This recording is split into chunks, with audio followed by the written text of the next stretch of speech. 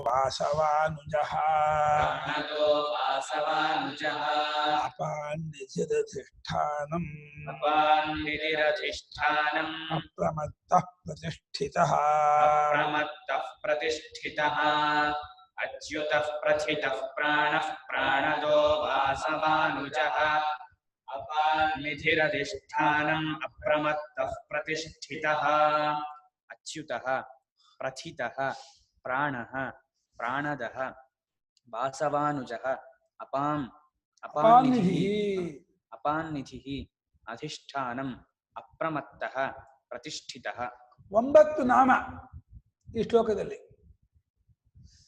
ಏನೋ ಮೊದಲನೇದು ಅಚ್ಯುತನು ಅಂತ. ಚ್ಯುತ ಅಂದ್ರೆ ಜಾರಿದವನು ಅಂತ, ಸ್ವರೂಪವನ್ನು ಬಿಟ್ಟು ಬಂದವನು, ಜಾರಿದವನು, ಭ್ರಷ್ಟನು ಅಂತ. ಆದರೆ ಈ ಪರಮಾತ್ಮನ ಮಾತ್ರ ಎಂದಿಗೂ ತನ್ನ ಸ್ವರೂಪದಿಂದ ಜಾರುವನಲ್ಲ, ಬಿಟ್ಟು ಬರುವನಲ್ಲ.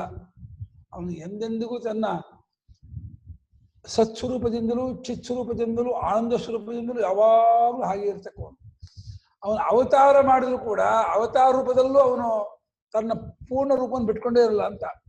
ಕೃಷ್ಣಸ್ತು ಭಗವಾನ್ ಸ್ವಯಂ ಅಂತ ಭಾಗವತಕಾರ ಕೃಷ್ಣ ಅವತಾರ ನಮ್ಗನ್ಸಿದ್ರೆ ಸಾಕ್ಷಾತ್ ಅಜೋಪಿ ಸನ್ ನವ್ಯಯಾತ್ಮ ಭೂತಾನಾಂ ಈಶ್ವರ ಅಂತ ಪರಮೇಶ್ವರನೇ ಕೃಷ್ಣ ರೂಪವಾಗಿ ರಾಮರೂಪವಾಗಿ ಅವತಾರ ಮಾಡಿದಂಥ ಮಹಾನುಭಾವ. ಹಾಗಾಗಿ ಅವನು ಅಚ್ಯುತನು ಅಂದರೆ ತನ್ನ ಸ್ವರೂಪ ಜಾರದವನು. ನಾವು ಕೂಡ ಆ ರೀತಿ ಇರೋನಾಗಬೇಕು. ನಮಗೆ ಏನು ಸ್ವಭಾವವೋ ಸ್ವರೂಪವೋ ಅದನ್ನು ಬಿಟ್ಟು ಕೃತ್ರಿಮ ರೂಪವನ್ನು ನಾವು ಹೊಂದಬಾರದು. ಕೃತ್ರಿಮ ರೂಪವನ್ನು ಹೊಂದ್ಬಿಟ್ರೆ ನಾವು ಜನರಿಗೂ ವಂಚನೆ ಮಾಡ್ಕೊಳ್ತೀವಿ, ನಮಗೂ ವಂಚನೆ ಮಾಡ್ಕೊಳ್ತೀವಿ, ಧರ್ಮಕ್ಕೂ ವಂಚನೆ ಮಾಡ್ತಾ ಇರ್ತೀವಿ. ಯಾವತ್ತು ಕೃತ್ರಿಮ ರೂಪ ತುಂಬ ತಪ್ಪದು. ಚ್ಯುತರಾಗಬಾರ್ದು. ನಮ್ಮ ಸ್ವಭಾವ, ನಮಗೆ ಹುಟ್ಟಾಗಿ ಎಷ್ಟು ತಿಳುವಳಿಕೆಯೋ, ಎಷ್ಟು ಜ್ಞಾನವೋ, ಎಷ್ಟು ಐಶ್ವರ್ಯವೋ, ಎಷ್ಟು ವಿದ್ಯೆಯೋ, ಎಷ್ಟು ಬುದ್ಧಿಯೋ, ಅದೆಲ್ಲ ಇಷ್ಟೇ ಇಲ್ಲ ಅಂತ ಮಾತು. ಇಲ್ಲದ ನನಗೆ ಬಹಳ ಇದೆ ಅಂತ ತೋರಿಸ್ಕೊಳ್ಳೋದು, ಇದ್ರೂ ಕೂಡ ಏನೂ ಇಲ್ಲ ಅಂದ್ಕೊಳ್ಳೋದು, ಅದು ಕಪಟ, ಮಾಯಾ, ವಂಚನೆ. ಈ ವ್ಯವಹಾರ ದೃಷ್ಟಿಯಿಂದ ನಡವಳಿಕೆ ಸರಿ ಮಾಡೋ ಪ್ರಯತ್ನ ಮಾಡ್ಕೋಬಹುದಲ್ವಾ ಗುರುಗಳೇ? ಮಾಡ್ಕೋಬಹುದು, ಅದು ಖಂಡಿತ ಮಾಡ್ಕೋಬಹುದು. ಆದರೆ ಇಲ್ಲದನ್ನ ತನ್ನ ಆರೋಪ ಮಾಡ್ಕೋಬಾರ್ದು. ಅಯ್ಯೋ ನಂಗೆ ಬಹಳ ವಿದ್ಯೆ ಇದೆ, ನಂಗೆ ಭಾರಿ ಗುಣ ಇದೆ, ನಂಗೆ ಭಾರಿ ಶಕ್ತಿ ಇದೆ, ಇಲ್ಲಿ ಭಾರಿ ಏನೇನೋ ಆರೋಪ ಮಾಡ್ಕೊಳ್ಳೋದು ಅದು ತುಂಬಾ ತಪ್ಪು. ಅದು ನಮ್ಗೆ ಏನಾದ್ರೂ ಒಂದು ಭಗವತ್ ಅನುಗ್ರಹದಿಂದ ಬಂದಿದ್ರೆ ಅಯ್ಯೋ ನಂಗೆ ಏನು ಆಗಲ್ಲ ಅಂತ ಹೇಳಿ ಶಠನ ಆಗ್ಬಾರ್ದು, ಶಕ್ತಿ ಗೂಹನಕಾರಿ ಆಗ್ಬಾರ್ದು.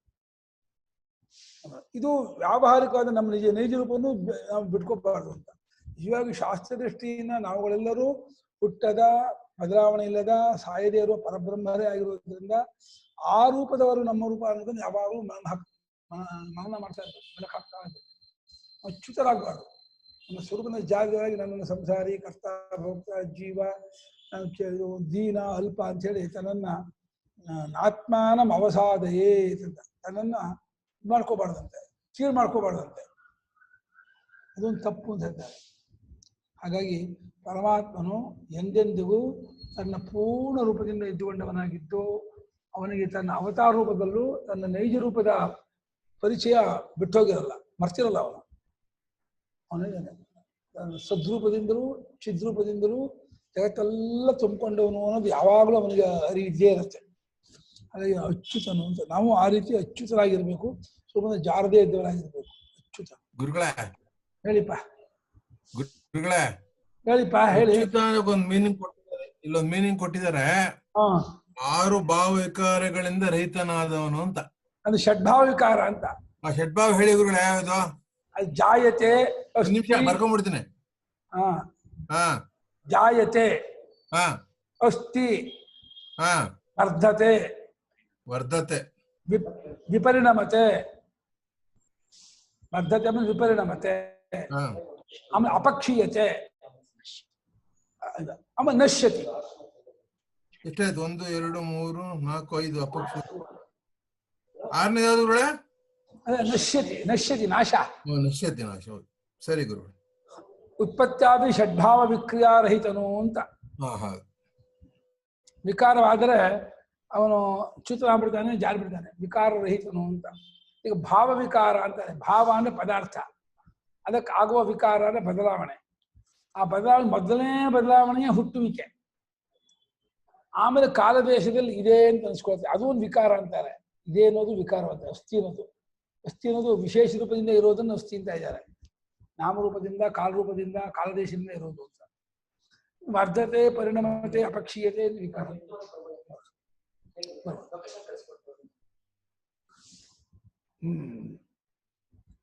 ಈ 6 ಭಾವ ವಿಕಾರವಿಲ್ಲದವನು ಅಂತ ತಪ್ಪಿದೆ ಶೋಭನದವನು.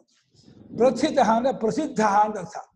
ಅವರ ಆತ್ಮರೂಪದಿಂದ ಸರ್ವೋಹಿ ಆತ್ಮಾಸ್ತಿತ್ವ ಪ್ರತ್ಯೇತಿ ನನಾಹಮಸ್ಮಿ, ಎಲ್ಲರೂ ನಾನು ಅಂತ ಹೇಳಿ ಅಂದ್ಕೊಂಡೇ ಇದ್ದಾರೆ. ಆ ರೀತಿಯಿಂದ ಪ್ರಸಿದ್ಧ ಇದೆ. ಇನ್ನು ಜಗತ್ತಿನ ಎಲ್ಲ ಇದೇ ತೋರುತ್ತೆ ಅನ್ನೋದನ್ನ ಪ್ರಸಿದ್ಧ ಇದೆ. ಏನೇ ಆಗಲಿ ಇದೇ ಇದೆ ಇದೆ ಅಂತ ತೋರ್ತಾ ಇರುತ್ತೆ. ಆ ಇದೇ ಇದೆ ಅನ್ನೋದು ಪರಮಾತ್ಮನ ರೂಪ. ತೋರುತ್ತೆ ತೋರುತ್ತೆ ತೋರುತ್ತೆ ಅಂತ ಗೊತ್ತಾಗುತ್ತೆ. ಆ ಅರಿವು ಪರಮಾತ್ಮ ರೂಪ. ಸದ್ರೂಪದಿಂದಲೂ ಚಿದ್ರೂಪದಿಂದಲೂ ಪ್ರಸಿದ್ಧನಾಗಿದ್ದಾನೆ. ಇನ್ನು ಅವತಾರ ರೂಪದಿಂದಲೂ ಅವನು ರಾಮನು ಯಾರು ಗೊತ್ತಿಲ್ಲ, ಕೃಷ್ಣ ಯಾರು ಗೊತ್ತಿಲ್ಲ. ರಾಮಕೃಷ್ಣ ಅವತಾರ ರೂಪದಿಂದಲೂ ಲೋಕವಿಖ್ಯಾತನಾಗಿರ್ತಾನೆ. ತನ್ನ ಪಾರಮಾರ್ಥಿಕ ರೂಪದಿಂದಲೂ ಪ್ರಸಿದ್ಧನಾಗಿದ್ದಾನೆ.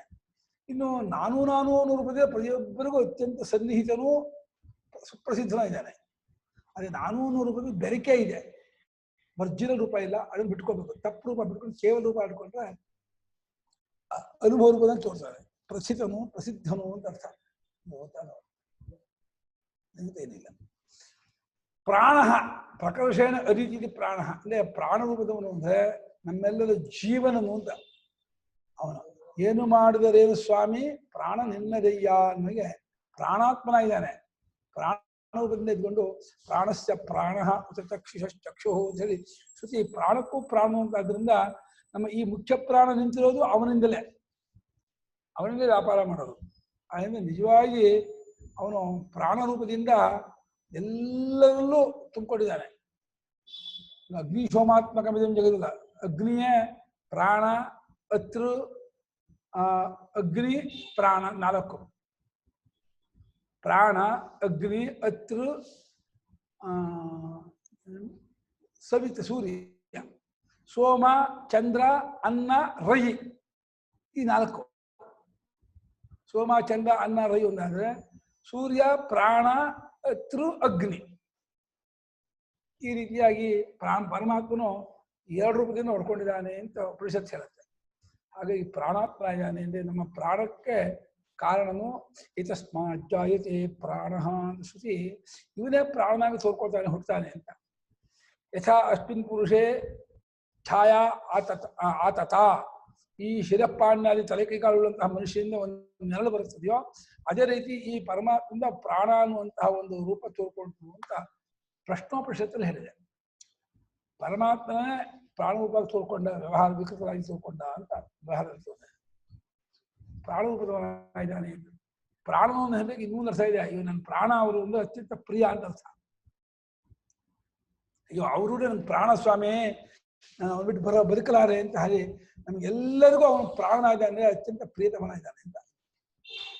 ಇನ್ನು ಪ್ರಾಣ ದಹ ಮುಂದಿಂದು ಪ್ರಾಣವನ್ನು ಕೊಡುವಾತನು ಅಂದ್ರೆ ಯಾರಿಗಾದ್ರೂ ಮಧ್ಯ ವಯಸ್ಸಿನಲ್ಲಿ ಪೂರ್ವ ವಯಸ್ಸಿನಲ್ಲಿ ಏನೋ ಆಪತ್ತು ಬಂದ್ರೆ ಅವನನ್ನು ಆರಾಧನೆ ಮಾಡಿದ್ರೆ ಅವನನ್ನ ಬದುಕಿಸ್ಬಿಟ್ಟು ಅವನ ಪ್ರಾಣವನ್ನು ಎಕ್ಸ್ಟೆಂಡ್ ಮಾಡಿ ಅವನ ಜೀವನ ಆಯುಷ್ಯವನ್ನು ಎಕ್ಸ್ಟೆಂಡ್ ಮಾಡಿ ಮುಂದುವರಿಸ್ತಾನೆ. ಪ್ರಾಣವನ್ನು ಕೊಡುವನಾಗಿದ್ದಾನೆ ಅಂತ. ಉತಯದೀತ ಸ್ವರ್ಭವತಿ ಜೀವಚ್ಚೇವಾ ಶ್ರುತಿ. ಸಾಯೋನಾಗಿದ್ರು ಕೂಡ ಆ ಪರಮಾತ್ಮನನ್ನ ಅವನು ಅನನ್ಯತೆಯನ್ನು ಪ್ರಾರ್ಥನೆ ಮಾಡಿಕೊಂಡ್ರೆ ಅವನಿಗೆ ಮುಂದಿನ ಜನ್ಮದ ಆಯುಷ್ಯವನ್ನು ಇದಕ್ಕೆ ಹಾಕ್ಬಿಡ್ತಾರಂತೆ. ಮಾಡಲ್ಲ, ಅಲ್ಲಿ ಹಾಕ್ಬಿಟ್ಟು ಇವನಿಗೆ ಎಕ್ಸ್ಟೆಂಡ್ ಮಾಡ್ಬಿಡ್ತಾನೆ. ಈಗ 40ಕ್ಕೆ ಸಾವಿರದ 50, 60ಕ್ಕೆ ಇದಾಗ್ಬಿಡ್ತಾನೆ ಅಂತ.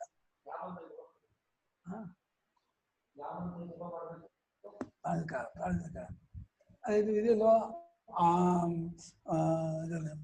ಪ್ರಾಣೋ ರಕ್ಷತೆ ವಿಶ್ವಮೇವ ಸರ್ವಮೇವ ಆಯುರ್ಯಂತಿ ಏ ಪ್ರಾಣಂ ಬ್ರಹ್ಮೋಪಾಸತೆ.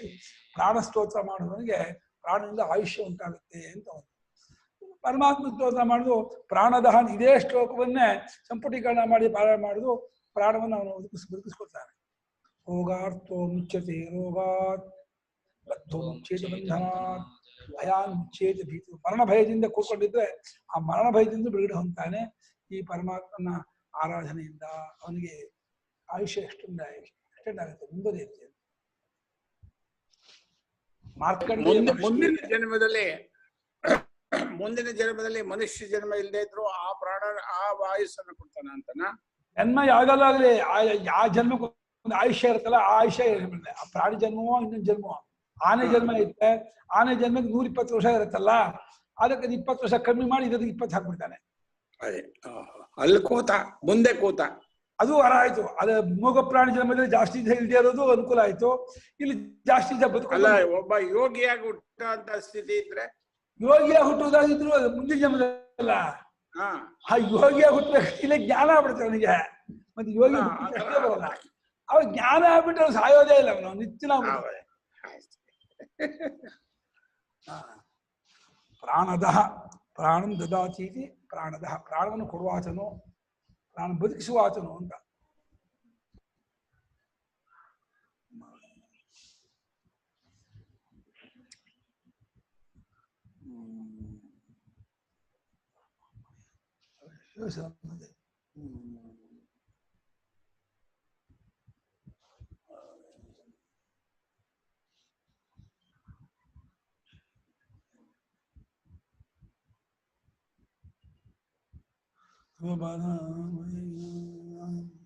ಯಸ್ಸದಾಧಾರ್ಯೇನ್ಮೃತ್ಯುಶೈವಂ ಕವಚಮೋತ್ತಮಂ ಕ್ಷೀಣಾಯು ಪ್ರಾಪ್ತ ಮೃತ್ಯುರ್ವಾ ಮಹಾರೋಗ ಹತೋಪಿ ವಾ ಸದ್ಯ ಸುಖಮವಾಪ್ನೋತಿ ದೀರ್ಘಮಾಯುಷ್ಯ ವಿಂದತಿ. ಆ ಶಿವಕೋಶದ ಕೊನೆಯಲ್ಲಿ ಫಲಶ್ರುತಿ ಅದು ಹೇಳಿದೆ. ಕ್ಷೀಣಾಯು ಪ್ರಾಪ್ತ ಮೃತ್ಯುರ್ವಾ ಮಹಾರೋಗ ಹತೋಪಿ ವಾ ಸದ್ಯ ಸುಖಮವಾಪ್ನೋತಿ ದೀರ್ಘಮಾಯುಷ್ಯ ವಿಂದತಿ ಅಂತ ಹೇಳಿ ಬಹಳ ಫಲಶ್ರುತಿ ಹೇಳಿದೆ. ಅವನು ಪರಮೇಶ್ವರನ ಆರಾಧನೆ ಮಾಡಿದರೆ ಏನ್ ಕೊಡಲ್ಲ, ಅವನು ಅಂತಕಾಂತಕ ಮೃತ್ಯುಂಜಯಕ್ಕೂ ಪ್ರಾಣವನ್ನು ಕೊಡುವಾತನಾಗಿದ್ದಾನೆ ಅಂತ. ಇನ್ನು ವಾಸವಾನುಜ, ವಾಸವಾನ ದೇವೇಂದ್ರ, ಅವನಿಗೆ ಅನುಜ ಉಪೇಂದ್ರ ಅಂತ ಏನು ಅರ್ಥವೋ ಅದೇ ಅರ್ಥ. ಉಪೇಂದ್ರ ವಾಸವಾನ ಏನಕ್ಕ ದೇವೇಂದ್ರನಿಗೆ ಅನುಕೂಲವಾಗಿ ಆಗಿದ್ದಾನೆ ಅಂದ್ರೆ, ದೇವತೆಗಳು ಸಾತ್ವಿಕರು, ಧರ್ಮ ಮಾರ್ಗದಲ್ಲಿರ್ತಕ್ಕವರು, ಅವರು ಪರಮ ಇದು ಭಗವಂತನ ನಿಯಮಕ್ಕೆ ಅನುಗುಣವಾಗಿ ನಡ್ಕೊಳ್ಳೋರು. ಅಂಥವರಿಗೆ ಅನುಕೂಲವಾಗಿ ನಡ್ಕೊಳ್ಳೋನು ಅಂತ. ದೇವೇಂದ್ರನಿಗೆ ಸಹಾಯಕನು ಅಂದ್ರೆ ದೇವತ್ವಕ್ಕೆ ಚ್ಯುತಿ ಆಗದೇ ಇರುವಾಗೆ, ದೇವಲೋಕಕ್ಕೆ ಅನುಕೂಲವಾಗುವ ಹಾಗೆಯೇ ದೇವತೆಗಳ ಸಂಕಲ್ಪಕ್ಕೆ ಅನುಗುಣವಾಗಿ ನಡ್ಕೊಳ್ಳುವನಾದ್ರಿಂದ ಪರಮಾತ್ಮನ ವಾಸವಾನುಜ ಉಪೇಂದ್ರ ಅಂತ ಈ ರೀತಿಯಲ್ಲಿ ಹೇಳ್ತಾರೆ. ಅವನಿಗೆ ದೇವತೆಗಳ ಪಕ್ಷಪಾತಿ ಯಾವತ್ತೂ.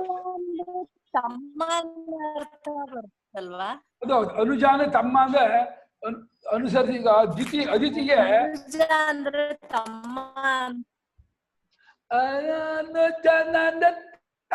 ಅಂತಲ್ಲೇ ಹೌದು, ಆದರೆ ಅನು ಜಾತ ಹಾಗೆ ಅನುಜ ಅನುಸರಿಸಿ ಹುಟ್ಟಿದವನು ಅಂತ. ಅಲ್ಲಿ ಅದಿತಿಗೆ ಕಶ್ಯಪನ ಪತ್ನಿ ಆದಂಥ ಅದಿಗೆ ಮೊದಲು ದೇವೇಂದ್ರ ಹುಡ್ತಾರೆ. ಆಮೇಲೆ ಆ ಅದಿತಿ ಈ ಬಲಿಚಕ್ರವರ್ತಿ ಇದಾದ ಕೂಡಲೇ ಹುಟ್ಟಿದ ಕೂಡಲೇ ನಿಗ್ರಹ ಮಾಡೋಕ್ಕೋಸ್ಕರವಾಗಿ ಕಶ್ಯಪನ ಹತ್ರ ನನ್ನ ಮಗನಿಗೆ ಅವನ ಸ್ಥಾನ ಚ್ಯುತಿ ಆಗದೆ ಇರೋ ಹಾಗೆ ನೋಡ್ಕೊಳ್ಳುವಂಥ ಒಂದು ಮಗನನ್ನು ಕರೆಸ್ಕೊಡಿ ಹಾಗೆ ಹೀಗೆ ಅಂತ ಹೇಳ್ಬಿಟ್ಟು ಆ ಕಶ್ಯಪನನ್ನ ಪ್ರಾಸ್ಯ ಮಾಡ್ಕೊಳ್ತಾಳೆ ಅದಿತಿ ದೇವಿ. ಅದಕ್ಕೆ 12 ದಿವಸದ ಒಂದು ಪಯೋವ್ರತವನ್ನು ಹೇಳ್ತಾರೆ ಕಶ್ಯಪ ಮಹರ್ಷಿಗಳು. ಆ ಪಯೋವ್ರತವನ್ನು ಮಾಡಿದಾಗ ಅವನ ವಾಮನನಾಗಿ ಆ ವಿಷ್ಣು ಅವತಾರ ಮಾಡಿ ಆ ಬಲಿಚಕ್ರವರ್ತಿ ನಿಗ್ರಹ ಮಾಡಿ ಇಂದ್ರನಿಗೆ ಸಹಾಯಕನಾಗಿ ನಿಂತ್ಕೋತಾರೆ. ಹಾಗಾಗಿ ಇನ್ನು ವಾಸವಾನುಜ ದೇವಿಗೆ ತಮ್ಮನು, ದೇವೇಂದ್ರನಿಗೆ ಆಮೇಲೆ ಬರುತ್ತ.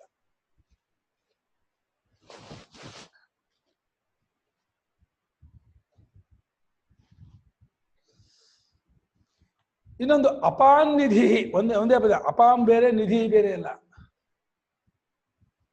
ಆಪಹ ನಿಧೀಯಂತೆ ಅಸ್ಮಿನ್ ಅಪಾನ್ ನಿಧಿ. ಸಮುದ್ರ ಅಂದರ್ಥ, ಸಮುದ್ರ ಸ್ವರೂಪರಾಗಿದ್ದಾನೆ. ಸರಸಾಮಸ್ಮಿ ಸಾಗರ ಅಂತ ಭಗವಂತ ಗೀತೆಯಲ್ಲಿ ಸರೋವರದಲ್ಲಿ ನಾನು ಸಮುದ್ರ ಆಗಿದ್ದೇನೆಪಾ ಅಂತ. ಸಮುದ್ರದಲ್ಲಿ ಸಮಸ್ತ ರತ್ನಗಳು, ಸಮಸ್ತ ಇದು ಅದರಲ್ಲಿ ಆಕಾರ ಮೂಲಸ್ಥಾನ ಅಂತ ಹೇಳುತ್ತೆ. ಎಲ್ಲ ನವರತ್ನಗಳು ಕೂಡ ಅಲ್ಲಿ ಸಮುದ್ರದಲ್ಲಿ ಎಲ್ಲ ಸಿಗತ್ತೆ ಅಂತ. ರತ್ನಾಕರ ಅಂತ ನನ್ನ ಹೆಸರು ಸಮುದ್ರಕ್ಕೆ, ರತ್ನಾಕರ ಅಂತ. ಹಾಗಾದ್ರಿಂದ ಅಂಥ ಎಲ್ಲರಿಗೂ ಬೇಕಾಗಿರ್ತಕ್ಕಂತಹ ಸಮುದ್ರನು ಪ್ರಿಯನಾಗಿದವನು ಮತ್ತು ಮಹಾವಿಭೂತಿ ರೂಪನೂ ಆಗಿರ್ತಕ್ಕಂತಹ ಸಮುದ್ರ ಏನಿದೆ ಅದು ಪರಮಾತ್ಮ ರೂಪವಾಗಿದೆ. ಪರಮಾತ್ಮ ಸಮುದ್ರ ರೂಪದಿಂದ ತನ್ನ ವಿಭೂತಿಯನ್ನು ತೋರಿಸ್ತಾ ಇದ್ದಾನೆ. ಸಮುದ್ರ ದಂಡೆ ಮೇಲೆ ಕೂತ್ಕೊಳ್ಳಿ, ಎಷ್ಟೊತ್ತು ಸಮುದ್ರ ನೋಡ್ತಾ ಇದ್ದು ನಿಮ್ಗೆ ತೃಪ್ತಿ ಆಗಲ್ಲ. ಯಾಕಂದ್ರೆ ಆ ಭಗವಂತನ ವಿಭೂತಿಯಲ್ಲಿ ಎದ್ದು ಕಾಣುತ್ತೆ ಆ ಮಹಿಮೆ ಇದು. ಸಮುದ್ರ ರೂಪದಿಂದ ಪರಮಾತ್ಮನೇ ಆ ಒಂದು ವಿಭೂತಿ ತೋರಿಸ್ತಾ ಇದ್ದಾನೆ. ಹಾಗಾಗಿ ಅಪಾನ್ನಿಧಿ, ಸಮುದ್ರ ಸ್ವರೂಪದವನಾಗಿದ್ದಾನೆ, ಸಮುದ್ರಾತ್ಮಕನಾಗಿದ್ದಾನೆ ಪರಮಾತ್ಮ ಅಂತ ಹೇಳಿ ಅವನನ್ನ ಭಾನ ಮಾಡಿ.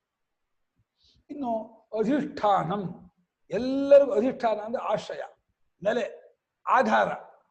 ಅದೇ ಅಂದ್ರೆ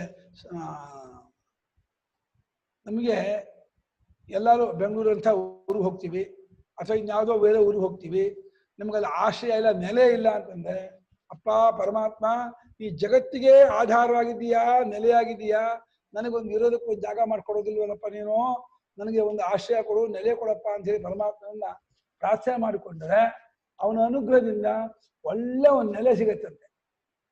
ಅವನು ಅಧಿಷ್ಠಾನ ಆಗಿದಾನಲ್ಲ, ಅದು ಎಲ್ಲರಿಗೂ ಆಶ್ರಯವಾಗಿ ಆಧಾರನಾಗಿ ನೆಲೆಯಾಗಿರೋದ್ರಿಂದ ಅವನನ್ನು ಆ ರೀತಿಯಾಗಿ ಸ್ತೋತ್ರ ಮಾಡಿದ್ರೆ ಅವನು ತಮ್ ಯಥಾ ಯಥೋಪಾಸತೆ ತತ್ ತದೇವ ಭವತಿ ಅಂತ, ಯಾವ್ಯಾವ ರೀತಿಯಿಂದ ಅವನು ಉಪಾಸನೆ ಮಾಡ್ತಾರೋ ಆಯಾ ಗುಣವನ್ನು ಫಲವನ್ನೇ ಕೊಡ್ತಾನೆ. ಹಾಗಾಗಿ ನೀನು ಅಧಿಷ್ಠಾನಪ್ಪ, ನೀನು ಆಶ್ರಯಪ್ಪ, ಆಧಾರ, ನೀನು ನೆಲೆಯಾಗಿದ್ದೀಯಾ, ನನಗೆ ಇಡೀ ವಿಶ್ವಕ್ಕೆ ನೆಲೆ ಕೊಟ್ಟಂತಹ ನಿನಗೆ ಸಾಮಾನ್ಯ ಅಂತ ನಿನ್ನ ಮಗನಾದ ನನಗೆ ಒಂದು ನೆಲೆ ಕೊಡಲ್ವಾ, ಆಶ್ರಯ ಇಲ್ವಾ, ಆಧಾರ ಇಲ್ವಾ, ನನ್ನನ್ನು ನೋಡ್ಕೊಳ್ವಾ ನೀನು ಅಂತ ಹೇಳಿ ಇವನು ಭಕ್ತ ಪ್ರೇಮದಿಂದ ಪರಮಾತ್ಮನ ಪ್ರಾರ್ಥನೆ ಮಾಡಿದ ಪಕ್ಷದಲ್ಲಿ ಆತನಿಗೆ ಖಂಡಿತವಾದಂತಹ ಉತ್ತಮವಾದಂತಹ ಒಂದು ನೆಲೆ ಆಶ್ರಯವನ್ನು ಕೊಡ್ತಾನೆ. ಯಾಕೆಂದ್ರೆ ಇವತ್ತು ನೆಲೆ ಆಶ್ರಯ ತುಂಬಾ ಮುಖ್ಯ, ಬಹಳ ಅವಶ್ಯಕವಾದ್ದು. ಕಷ್ಟ ಇಲ್ಲದೆ ಇರೋಕ್ಕೆ ಆಗಲ್ಲ.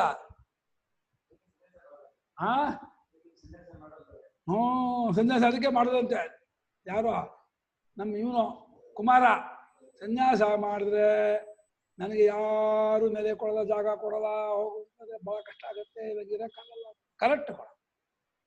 ಸನ್ಯಾಸ ಮಾಡೋದಕ್ಕೆ ನೆಲೆಯನ್ನು ಅಪೇಕ್ಷಿಸ್ಕೊಂಡಲ್ಲ ಸನ್ಯಾಸ ಮಾಡ್ಬೇಕಾಗಿರೋದು, ಭಗವಂತನನ್ನ ಗುರಿ ಮಾಡಿಕೊಂಡು ಅವನನ್ನ ಯೋಗಕ್ಷೇಮಂ ವಹಾಮ್ಯಹಂ ಅಂದಿದ್ದಾನೆ.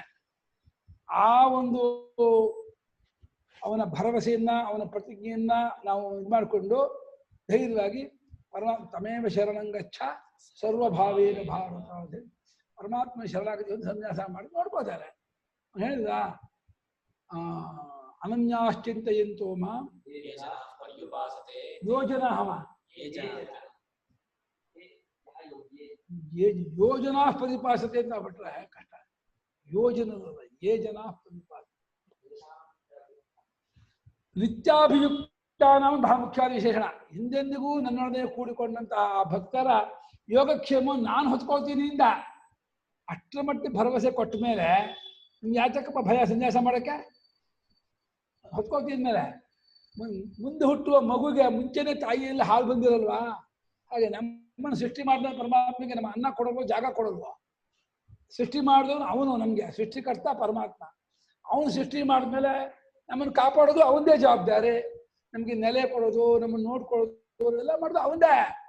ನಾವು ಅವ್ರಿಗೆ ಸರೆಂಡರ್ ಆಗ್ಬೇಕಷ್ಟೇ. ನಾನ್ ಮಾಡ್ಕೋತೀನಿ ಮಾತ್ರ ಮಾಡ್ಕೊಡ್ತಾನೆ, ನನಗ್ ಬೇರೆ ಎಲ್ಲ ಬೇಕು ಅಂದ್ರೆ ಅವನೇನ್ ಕೇಳಲ್ಲ. ತಪ್ಪು ತಪ್ಪು ತಪ್ಪು. ಎಲ್ಲಕ್ಕೂ ತಮೇವ ಶರಣಂಗಚ್ಚ ಸರ್ವಭಾವೇನೇ. ಸರ್ವಭಾವ ಅಂದೇನೋ ತನ್ನ ಎಲ್ಲ ಆಗು ಹೋಗುವುದು ಕಷ್ಟಕ್ಕೂ ಅವನೇ ನಿನಗೆ ಗತಿ ಅಂತ ಅನ್ಕೋಬೇಕು. ಪರಿಪೂರ್ಣ ಶರಣಾಗತಿ. ಪ್ರಹ್ಲಾದ ಆಗಿದ್ನಲ್ಲ ಹಾಗೆ. ಪ್ರಹ್ಲಾದನಿಗೆ ಅಂತ ತಂದೆಯೇ ಶತ್ರು ಆಗ್ಬಿಟ್ಟಲ್ಲ, ಅವನು ಹೆಂಗ್ ಬದುಕಬೇಕು ಹೇಳಿ? ಚಿಕ್ಕ ಹುಡುಗ ಬೇರೆ, 6-8 ವರ್ಷದ ಕುಮಾರನಿಗೆ ಅಂತ ವೀರಾಧಿವೀರನಾದ ಹಿರಣ್ಯಕಶಿಪುವೆ ತಂದೆಯೇ ಶತ್ರು ಆಗ್ಬಿಟ್ರೆ ಅವನು ವಿಷ್ಣುವನ್ನದೇ ಯಾರನ್ನ ಆಶ್ರಯಿಸಿಕೊಂಡಿರ್ತಾನೆ ಅವನು ಬದುಕ್ತಾನೆ. ನಾರದರು ಆ ಕಯಾದು ಆ ಹೊಟ್ಟೆಯಲ್ಲಿ ಇದ್ದಾಗಲೇನೆ ಆ ನಾರದರು ಹೋಗಿ ಆ ಕಿವಿಯಿಂದ ಆ ಭಗವದ್ಭಕ್ತಿ ಉಪದೇಶ ಮಾಡಿ ಆತನಿಗೆ ಗರ್ಭದಲ್ಲಿರುವಾಗಲೇನೆ ಭಗವದ್ಭಕ್ತಿಯನ್ನು ಪೂರ್ತಿ ಬಿತ್ತುಬಿಟ್ರು. ಇದು ದೇವೇಂದ್ರನು ಗೊತ್ತೇ ಇರಲ್ಲ. ಕಯಾದು ಗರ್ಭಿಣಿಯಾಗಿದ್ದಾಳೆ ಅಂತ ಗೊತ್ತು ಮಾಡಿಕೊಂಡು ಇವಳಿಂದ ರಾಕ್ಷಸ ಹುಡ್ತಾನೆ, ಅವನ ದೇವತೆಗಳ ಶತ್ರು, ನಮ್ಮನ್ನು ತೊಂದರೆ ಮಾಡ್ತಾನೆ, ಈಗಲೇ ಸಾಯಿಸ್ಬಿಡ್ತೀನಿ ಎಳ್ಕೊಂಡು ಹೋಗ್ತಾ ಇರ್ತಾನೆ. ಅವಾಗ ಒಂದು ಅಶಯ ಇಲ್ಲ ನಿಮ್ಮ ಪಕ್ಷದವನೇ ಅವನು ಹುಟ್ಟವನು, ನಿಮಗೆ ಶತ್ರು ಅಲ್ಲ, ಅವನನ್ನು ಕೊಲ್ಲಬೇಡ, ಬಿಟ್ಬಿಡು ಅಂದಾಗ ಹೌದಾ ಅಂತ ಹೇಳಿ ಬಿಟ್ಬಿಡ್ತಾನೆ. ದೇವೇಂದ್ರನಿಗೂ ಗೊತ್ತಾಗಲ್ವಾ? ಇದು ನಂಗೆ ಆಶ್ಚರ್ಯಪ್ಪ. ಅವನು ದೇವಲೋಕದ ಅಧಿಪತಿ ಸ್ವಾಮಿ, ಅಗ್ನಿ ವರುಣ ಸೂರ್ಯ ಎಲ್ಲರಿಗೂ ಒಡೆಯಲಾಗಿರ್ತಕ್ಕವನಿಗೆ ಸಣ್ಣ ವಿಷಯ ಗೊತ್ತಾಗ್ಲಿಲ್ಲ ಅಂದ್ರೆ ಸ್ವಲ್ಪ ಅಜ್ಞಾನ ಇರುತ್ತೆ. ಪ್ರಪಂಚದಲ್ಲೇ ಮಾಡಿದಾನೆ. ಅವನ ಅಜ್ಞಾನ ಹೋಗಿರಲ್ಲ. ಅಯ್ಯೋ ಇನ್ನೂ ಅಜ್ಞಾನ, ಇದೆಂತ ಅಜ್ಞಾನ ಅನ್ರಿ ಇದು? ಅವಾಗ ಬರುತ್ತೆ ಗುರುಗಳೇ ಜ್ಞಾನ ಆದ್ಮೇಲು ಅಲ್ಲ, ಈ ತರ ಬಂದ್ಬಿಟ್ಟಿರುತ್ತೆ. ಏನಪ್ಪ ಬಹಳ ಆಶ್ಚರ್ಯ ಕಾಣುತ್ತೆ. ಶ್ರುತಿಯಂತೂ ಕೊಂಡಾಡುತ್ತೆ ದೇವೇಂದ್ರನ ಹಂಗಿದ್ದಾನೆ ಹಿಂಗಿದ್ದಾನೆ ಅಂತ. ಪುರಾಣ ನೋಡಿದ್ರೆ ಎಲ್ಲಾ ಹಸುರಿಗೂ ಸೋತವನೇ. ಯಾರು ನೋಡಿದ್ರು ದೇವೇಂದ್ರನ ಗೆದ್ಕೊಂಡ್ ಬಂದವನು, ದೇವೇಂದ್ರ ಗೆದ್ಕೊಂಡ್ ಬಂದ ಅಂತಾನೆ. ಇಂದ್ರಜಿತ್ತು ದೇವೇಂದ್ರ ಗೆದ್ದ, ರಾವಣ ದೇವೇಂದ್ರ ಗೆದ್ಕೊಂಡ, ದೇವೇಂದ್ರ ದೇವೇಂದ್ರ ಗೆದ್ದ, ಎಲ್ಲರೂ ದೇವೇಂದ್ರ ಗೆದ್ಕೊಂಡು ಹಕ್ಕ ಹೇಳ್ತಾರೆ. ಏನ್ ಗ್ರಹಚಾರ ಗೊತ್ತಿಲ್ಲ. ಕೊನೆಗೆ ಅವನ ಪಕ್ಕದ ಹುಟ್ಟಿ ಮಹಾತ್ಮ ಹೇಳಿದ್ರೆ ಆಶ್ಚರ್ಯ ಅಂದ್ರೆ ಆ ಹಿರಣ್ಯಕಶಿಪುವನ್ನು ಅಷ್ಟೆಲ್ಲ ಹಿಂಸೆ ಕೊಡ್ತಿದ್ದೆ, ಚಿತ್ತ ಹಿಂಸೆ ಕೊಡ್ತಿದ್ದೆ, ಒಂದು ತಾಕೋದೇ ಬೇಡವ ಆ ಪ್ರಹ್ಲಾದನಿಗೆ. ಒಂದು ಆನೆಯಿಂದ, ಎಂಥ ಮದ್ದಾನೆ ಗೊತ್ತಾ, ಆ ಮದ್ದಾನೆಯಿಂದ ಅವನ ತಲೆ ಮೇಲೆ ಕಾಲು ತುಳಿಸ್ತಾನೆ. ತುಳಿಸಿದ್ರೆ ಪುಣ್ಯಾತ್ಮ ಆ ನಾರಾಯಣನೇ ಸ್ಮರಣೆ ಮಾಡಿದ್ದಾನೆ. ಆ ಆನೆಯ ಕಾಲಿಗೂ ಇವನ್ ತಲೆಗೂ ಮಧ್ಯ ನಾರಾಯಣ ಅವನು ಕೂತ್ಕೊಂಡ್ಬಿಟ್ಟಿದ್ದಾನೆ. ಆನೆ ಏನ್ ಜೋರ ಅಂತಿದ್ರು ಅಲ್ಲಿರೋನ ಆನೆ ಶಕ್ತಿ ಕೊಟ್ಟವನು ಯಾರು? ಆ ನಾರಾಯಣ ಅಲ್ಲಿ ಕೂತಿದ್ದಾರೆ. ಏನು ಮಾಡಕ್ಕಾಗಲ್ಲ. ಕಾದ ಎಣ್ಣೆ ಕೊಪ್ಪರಿಗೆ ಹಾಕಿಸ್ತಾನೆ, ಬೆಟ್ಟದನ್ನ ತಳಿಸ್ತಾನೆ, ಸಮುದ್ರ ತಳಿಸ್ತಾನೆ, ವಿಷ ಕೊಡಿಸ್ತೀನಿ, ಏನೇನ್ ಮಾಡಿದ್ರು ಕಾಮ ಕಿಮಾನಲ್ಲ. ಅವನಿಗೆ ಗಾಬರಿ ಆಗ್ಬಿಡ್ತಿದ್ದೆ, ಎಂಥ ಬಂದು ನನ್ನ ಮಗ ಹೀಗಾಗ್ಬಿಡ್ತಾನಲ್ಲ ಅಂತ. ಅವಾಗಲೂ ಜ್ಞಾನೋದಯ ಆಗ್ಬೇಡುವೆ.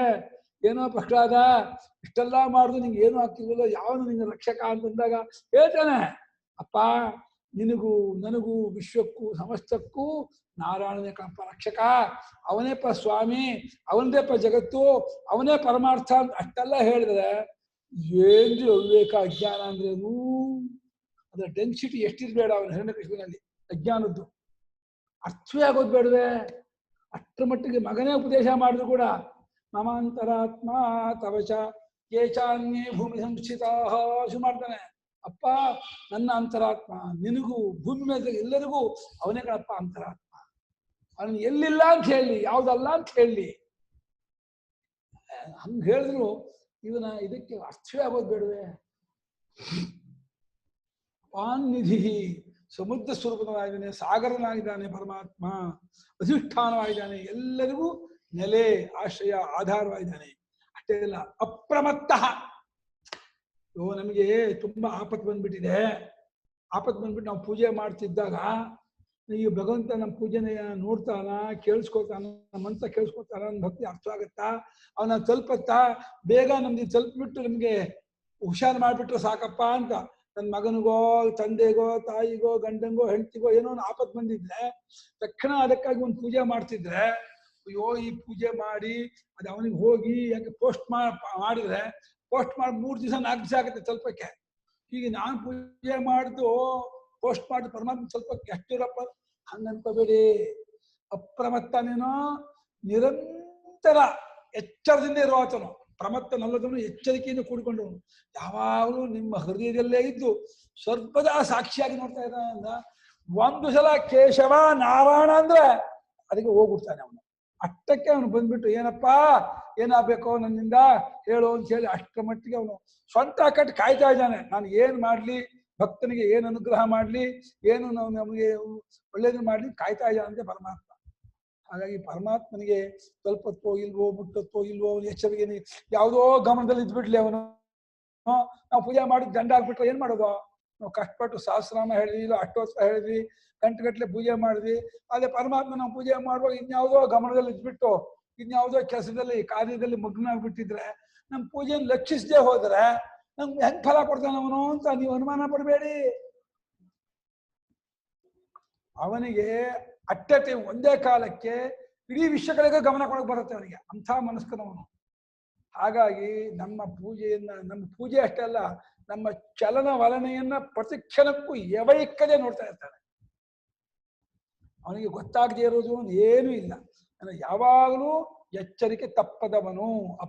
ಪ್ರಮತ್ತನೇನೋ ಎಚ್ಚರಿಕೆ ತಪ್ಪಿದವನು, ಅಪ್ರಮತ್ತನು ಎಚ್ಚರಿಕೆ ತಪ್ಪದವನು. ಅವನು ಯಾವತ್ತೂ ಕೂಡ ಕೇರ್ಲೆಸ್ನೆಸ್ ಇಲ್ಲ, ಸರ್ವದ ಅಟೆನ್ಷನ್, ಸರ್ವದ ಫುಲ್ ಎಂಥೂಸಿಯಸ್ಟಿಕ್ ಆಗಿರ್ತಾನೆ, ಉತ್ಸಾಹಭರಿತನಾಗಿರ್ತಾನೆ. ಹೇಗಿರ್ತಾನೆ ಅಂದ್ರೆ ಪರಿಪೂರ್ಣ ಉತ್ಸಾಹೋಪೇತನಾಗಿ ಸರ್ವದಾ ಅವನು ಇದಾಗಿ ಎಚ್ಚರಿಕೆಯಿಂದ ಇದ್ದವನಾಗಿ ಯಾವ ಭಕ್ತನಿಗೆ ಯಾವ ಎಲ್ಲಿ ಏನು ಮಾಡ್ಲಪ್ಪ ಅಂತ ಕಾಯ್ತಾ ಇದ್ದಾನೆ. ಭಕ್ತರು ಮಾಡೋದಿಲ್ಲ, ಜನರಿಗೆ ಒಂದಷ್ಟು ಮಾಡ್ತಾರೆ. ಸಂಕಟ ಬಂದಾಗ ವೆಂಕಟರಮಣ ಅಂತಾರೆ, ಸಂಕಟ ಪರಿಹಾರ ಆಯ್ತೋ ವೆಂಕಟರಮಣನು ಬೇಡ ಅಂದ್ಬಿಡ್ತಾರೆ. ಇದೆಂಥ ಕೆಟ್ಟ ಬುದ್ಧಿ ಅಂದ್ರೆ ಯಾವಾಗಲೂ ಅವನಲ್ಲೇ ಇರಬೇಕು, ನಮ್ಗೆ ಅವನೇ ಗತಿ ಅಂತ ಹಾಗೆ ಅಂದ್ಕೊಂಡ್ರೆ ಚೆನ್ನಾಗಿರುತ್ತೆ. ಹಾಗೆ ಅಂದ್ಕೊಳ್ಳೋದೇ ಇಲ್ಲ. ಆದ್ರೂ ಪರಮಾತ್ಮ ಬೇಜಾರು ಮಾಡ್ಕೊಳ್ಳಲ್ಲ. ಆಯ್ತು ಸಂಕಟ ಬಂದಾಗಲೂ ನೀನು ನನ್ನ ಜ್ಞಾಪಿಸ್ಕೊಂಡ್ರೆ ಅದಕ್ಕೂ ನನಗೆ ಹಿಂಗೇನು ಬೇಕೋ ಅದು ಕೊಡ್ತೀನಿ ಕಣಪ್ಪ, ಏನು ಇದು ಮಾಡ್ಕೋಬೇಡ ಅಂತ ಹೇಳಿ ಅಪ್ರಮತ್ತನಾಗಿ ಅವನು ನಮಗೆ ಇಷ್ಟಾರ್ಥವನ್ನು ಈಡೇರಿಸುವನಾಗಿದ್ದಾನೆ. ಮತ್ತು ನಮಗೆಲ್ಲ ಸ್ವಲ್ಪ ಲೇಟ್ ಮಾಡ್ಬಿಟ್ನಲ್ಲ ಗುರುಗಳೇ. ಏನಪ್ಪಾ ದ್ರೌಪದಿಗೆ ಸ್ವಲ್ಪ ಲೇಟ್ ಮಾಡ್ಬಿಟ್ನಲ್ಲ. ಅಲ್ಲ, ದ್ರೌಪದಿ ತಂದು ಒಂದು ಕಚ್ಕೊಂಡ್ಬಿಟ್ಟಿದ್ಲು. ನಂದು ಮಾನ ಉಳಿಸ್ಕೊಳ್ತೀನಿ ಬಿಗಿಯ ಕೈಯಲ್ಲಿ ಹಿಡ್ಕೊಂಡು ಬಾಯಲ್ಲಿ ಕಚ್ಕೊಂಡು ಮಾಡ್ಕೊಂಡಿದ್ಲು. ಅವಾಗ ನೀನೇ ನೋಡ್ಕೊತಾ ಇದೆಯಲ್ಲ, ನಾನು ಅದಕ್ಕೆ ಬರ್ಬೇಕು ಅಂತ ಅವನು ಇದಾಗಿದ್ದ. ಯಾವಾಗ ಗೊತ್ತಾಯ್ತು ಓಹೋ ಈ ದುಷ್ಟನ ಮುಂದೆ ನಾನು ನಡೆಯಲ್ಲ, ಇನ್ನು ಆತರನ್ನೇ ಅನ್ಬೇಕು ಅಂತ ಕೃಷ್ಣಾನ್ ಬಾಯಿ ಜೋರ ಅಂದ್ಬಿಟ್ಲಪ್ಪ. ಒಂದು ಸಮಯದಲ್ಲಿ ಫ್ರಾಕ್ಷನ್ ಆಫ್ ದಿ ಸೆಕೆಂಡ್ಗೆ ಎಷ್ಟು ಎಳ್ದು ಸೀರೆ ಮುಗಿಯೋದೇ ಇಲ್ಲ ಅವನಿಗೆ. ಕೈ ಸೋತೋಯ್ತು ಅವನಿಗೆ. ಎರಡೇ ಜನ ಸೀರೆ ಎಲ್ಲಿ ಹೋಗ್ತಾ ಇದೆ ಅಂತ ಗೊತ್ತಿಲ್ಲ. ಆಶೆ ಅಂಬರ ಇದೆ ಇಲ್ಲ. ನಿಜವಾಗ್ಲೂ ಆ ಸಮಯದಲ್ಲಿ ಕೃಷ್ಣ ಪರಮಾತ್ಮ ಅವನಿಗೆ ಮಾನ ರಕ್ಷಣೆ ಮಾಡದೆ ಹೋಗಿದ್ದೆ. ಎಂಥ ಆಚಂದಾರ್ಕವಾದಂತಹ ಅವಮಾನ ಅದು. ಎಂಥ ತುಂಬಿದ ಸಭೆಯಲ್ಲಿ ಎಂಥವರಿದ್ರು, ಭೀಷ್ಮಾದಿಗಳ ಇದ್ರಪ್ಪ. ಅದು ಸಾಮಾನ್ಯ ಸಭೆ ಅಲ್ಲ.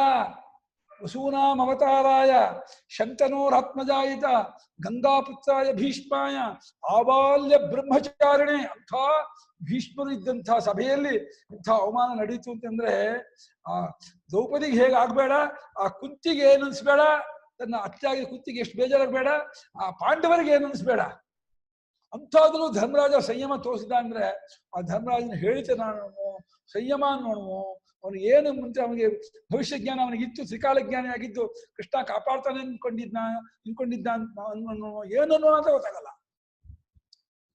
ನಿಜವಾಗಿಯೂ ಅದು ಅಂಥ ರಜಸ್ವಲೆ ಆಗಿರ್ತಕ್ಕಂತಹ ಏಕವಸ್ತದಲ್ಲಿದ್ದಂತಹ ದ್ರೌಪದಿಯನ್ನ ಮುಟ್ಟೋದುಂಟೇನ್ರಿ. ಇದನ್ನ ನಮ್ಮ ಶಾಸ್ತ್ರದಲ್ಲಿ ನ ಸಂವದೇ ತನ್ನ ಸಹಾಸಿ ತನ್ನಸ್ಯ ಅನ್ನ ಮಧ್ಯ ಶ್ರುತಿ ಹೇಳುತ್ತೆ. ರಜಸ್ವಲೆ ಆಗಿದ್ದಾಗ ಅವ್ರನ್ನ ನೋಡ್ಬೇಡ, ಅವ್ರನ್ನ ಮಾತಾಡಿಸ್ಬೇಡ, ಅವ್ರ ಹತ್ರಕ್ಕೆ ಹೋಗ್ಬೇಡ, ಅವರ ವರ್ಷದಲ್ಲಿ ಕೆಡಿಸ್ಬೇಡ, ವರ್ಷ ಭಂಗ ಮಾಡ್ಬೇಡ, ಆಕೆ ವರ್ಷದಲ್ಲಿದ್ದಾಳೆ ಅಂತ ಶಾಸ್ತ್ರ ಹೇಳುತ್ತೆ. ಅಷ್ಟರ ಮಟ್ಟಿಗೆ ಅವನ ವರ್ಷವನ್ನು ಕಾಪಾಡು, ವರ್ಷಕ್ಕೆ ಭಂಗ ಪಡಬೇಡ ಅಂತಂದ್ರೆ ಹೋಗ ಮುಡಿ ಹಿಡ್ಕೊಂಡು ಎಳ್ಕೊಂಡ್ ಬರ್ತೀನಿ ಅಂತಂದ್ರೆ ಎಂಥ ನೀಚ ಅಂದ್ರೆ ಅವನು, ಎಂಥ ದುಷ್ಟ ಅವನು. ಇಂಥ ನೀಚ ರಾವಣನೂ ಮಾಡಿಲ್ಲ, ಅಂಥ ನೀಚ ಕೆಲಸ ಮಾಡಿದ. ರಾವಣ ಜೊತೆಲೇ ಇದ್ದು ಸೀತೆ, ಅಶೋಕದಲ್ಲೇ ಇದ್ದು ಕೂಡ ರಾವಣ ಈ ಕೆಲಸ ಕೈ ಹಾಕ್ಲಿಲ್ಲ. ರಾವಣ ಸೀತೆ ನಗ್ನ ಮಾಡ್ಬಿಡ್ತೀನಿ, ಸೀತೆ ಆತಕ್ಕೆಲ್ಲ ಹೋಗಲಿಲ್ಲ. ಸೀತೆಯನ್ನು ಹೋಲಿಸ್ಕೊಂಡು ಮದುವೆ ಆಗ್ತೀನಿ ಅಂತ ಅಂದ್ಕೊಂಡಿದ್ನೇ ಹೊರತು ಸೀತೆಗೆ ಅವಮಾನ ಮಾಡ್ಬಿಡ್ತೀನಿ ಎಂಬ ಹಾಗೆಲ್ಲ ಮಾಡಲಿಲ್ಲ. ಅದು ಕಥೆ. ವಾಲ್ಮೀಕಿ ರಾಮಾಯಣ ನೋಡಿದ್ರೆ ಸಾಕು. ವಾಲ್ಮೀಕಿ ರಾಮಾಯಣದಲ್ಲೂ ಬರ್ತಿದ್ದ, ಸೀತೆ ಅಂತ ಮಾತಾಡಕ್ ಬರ್ತಿದ್ದ, ನೋಡ್ಬರ್ತಿದ್ದ. ಅದೇ ಹೋಲಿಸ್ಕೋಬೇಕು ಅಂತ ಬರ್ತಿದ್ನೇ ಹೊರತು ಆ ರಾಕ್ಷಸಿ ಇರತ್ತೆ ಇವ್ನು ಸೀರೆ ಬಿಚ್ಚಿಬಿಡಿ, ಹಂಗ್ ಮಾಡ್ಬಿಡಿ, ಹಿಂಗ್ ಮಾಡಿ, ಏನ್ ಮಾಡಿ ಒಂದ್ ದಿವಸ ಹೇಳಿಲ್ಲ ಅವನು. ಅಂದ್ರೆ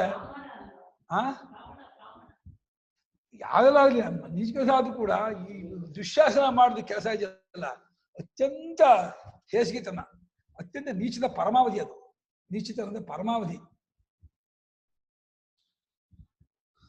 ಅಪ್ರಮತ್ತ ಯಾವಾಗ ಎಚ್ಚರಿಕೆಯನ್ನು ತಪ್ಪದವನಾಗಿದ್ದಾನೆ ಮತ್ತು ಪ್ರತಿಷ್ಠಿತ. ಅಲ್ಲ, ನಮಗೆಲ್ಲರಿಗೂ ಅಧಿಷ್ಠಾನ, ಆಶ್ರಯ, ಆಧಾರ ಇದ್ದಾನೆ. ಅವನಿಗೆ ಯಾರು ಆಧಾರ? ಅವನು ಎಲ್ಲಿದ್ದಾನೆ ಅಂದ್ರೆ ಸ ಭಗವಃ ಕಸ್ಮಿನ್ ಪ್ರತಿಷ್ಠಿತ ಸ್ವೇ ಮಹಿಮ್ನಿ. ತನ್ನಲ್ಲಿ ತಾನಿದ್ದಾನೆ, ಅವನಿಗಿನ್ಯಾವ ಆಧಾರವೂ ಇಲ್ಲ. ಅವನು ವಿಶ್ವಾಧಾರ, ಜಗದಾಧಾರ. ಅವನಿಗಿನ್ನೊಂದು ಆಧಾರ ಇಲ್ಲ, ಅವನಿಗೊಂದು ನೆಲೆ ಇಲ್ಲ. ಅವನಿಗೂ ಒಂದು ನೆಲೆ, ಅವನಿಗೂ ಒಂದು ಆಧಾರ ಬಿಟ್ರೆ ಅವನು ಪರಮಾತ್ಮ ಆಗ್ತಾನೆ ಅಂತ ಇವನು ಪರಮಾತ್ಮ ಆಗೋದೇ ಇಲ್ಲ. ಅದರಿಂದ ಅವನು ತನ್ನಲ್ಲೇ ತಾನು ನೆಲೆ ನಿಂತಹ ಮಹಾತ್ಮ. ತನಗೆ ತಾನೇ ಆಧಾರವಾಗಿದ್ದಾನೆ, ತನಗೆ ಇನ್ನೊಂದು ಆಧಾರವಿಲ್ಲ. ಪ್ರತಿಷ್ಠೆ ಹೊಂದಿದ್ದಾನೆ, ಸ್ಥಿರವಾಗಿ ನೆಲೆಯಿಂದ ಕೂಟಸ್ಥರಾಗಿ ನೆಲೆ ನಿಂತವನಾದಂತಹ ಸ್ವರೂಪದವನಾಗಿದ್ದಾನೆ ಅಂತ. ಇಲ್ಲಿಗೆ 326 ಶ್ಲೋಕ ನಾಮ ಆಯ್ತು. ಸ್ಕಂದಧರೋ ಧುರ್ಯೋ ಸ್ಕಂದಧರೋ ಧುರ್ಯೋ ವರದೋ ವಾಯುವಾಹನಃ ವರದೋ ವಾಯುವಾಹನಃ ವಾಸುದೇವೋ ಬೃಹದ್ಭಾನುಃ ವಾಸುದೇವೋ ಬೃಹದ್ಭಾನುಃ ಆದಿದೇವಃ ಪುರಂದರಃ ಆದಿದೇವಃ ಪುರಂದರಃ ಸ್ಕಂದಧರೋ ಧುರ್ಯೋ ವರುದೋ ವಾಯುವಾಹನಃ ವಾಸುದೇವೋ ಬೃಹದ್ಭಾನುರಾದಿದೇವಃ ಪುರಂದರಃ ಸ್ಕಂದಃ ಸ್ಕಂದಧರಃ ಧುರ್ಯಃ ವರದಃ ವಾಯುವಾಹನಃ ವಾಸುದೇವಃ ಬೃಹದ್ಭಾನುಃ ಆದಿದೇವಃ ಪುರಂದರಃ. ಈ ಸ್ಕಂದ ಅಂದ್ರೆ ನಮಗೆಲ್ಲ ಬೇಗ ಅರ್ಥವಾಗೋದು ಸುಬ್ರಹ್ಮಣ್ಯ ಸ್ವಾಮಿ ಅಂತ. ಆದ್ರೆ ಆ ಭಾಷ್ಯಕಾರರು ಹಾಗೆ ಅರ್ಥ ಮಾಡಿಯೇ ಇಲ್ಲಪ್ಪ. ವಿಷ್ಣುಸ್ವಾಮಿ ಭಾಷ್ಯದಲ್ಲಿ ಸ್ಕಂದು ಪ್ರಸ್ರಮಣೆ ಧಾತು ತಗೊಂಡು ಹರಿಯುವಂಥದ್ದು ಅಂತ. ಹರಿಯೋದು ಯಾವುದು ಅಂತಂದ್ರೆ ಆ ಕ್ಷೀರಸಾಗರದಿಂದ ಅಮೃತವನ್ನ ಸ್ರವ ಮಾಡಿದ ಹರಿಸಿದ ಆ ರೂಪದವನು ಅಂತ ಅರ್ಥ ಮಾಡಿಬಿಟ್ಟಿದ್ದಾರೆ. ಅಮೃತ ರೂಪದಿಂದ ಸ್ರವಿಸುವಾತನು ಅಂತ. ಸ್ಕಂದ ಅಂದ್ರೆ ಸ್ಕಂದತೆ. ಇದರಲ್ಲಿ ಸೋಮಯಾಗದಲ್ಲಿ ಇದರಲ್ಲಿ ಮಹಾವೀರದಲ್ಲಿ ತುಪ್ಪವನ್ನು ಕಾಯಿಸ್ತಾ ಇರ್ತಾರಲ್ಲ, ಆ ತುಪ್ಪ ಏನಾದ್ರೂ ಉಕ್ಕು ಬಿಟ್ರೆ, ಚೆಲ್ಲಿ ಬಿಟ್ರೆ ಅದಕ್ಕೆ ಒಂದು ಪ್ರಾಯಶ್ಚಿತ್ತ ಅಂತ ಹೇಳಿದ್ದಾರೆ. ಅಸ್ಕಾಂದೋ ಪೃಥಿವೀ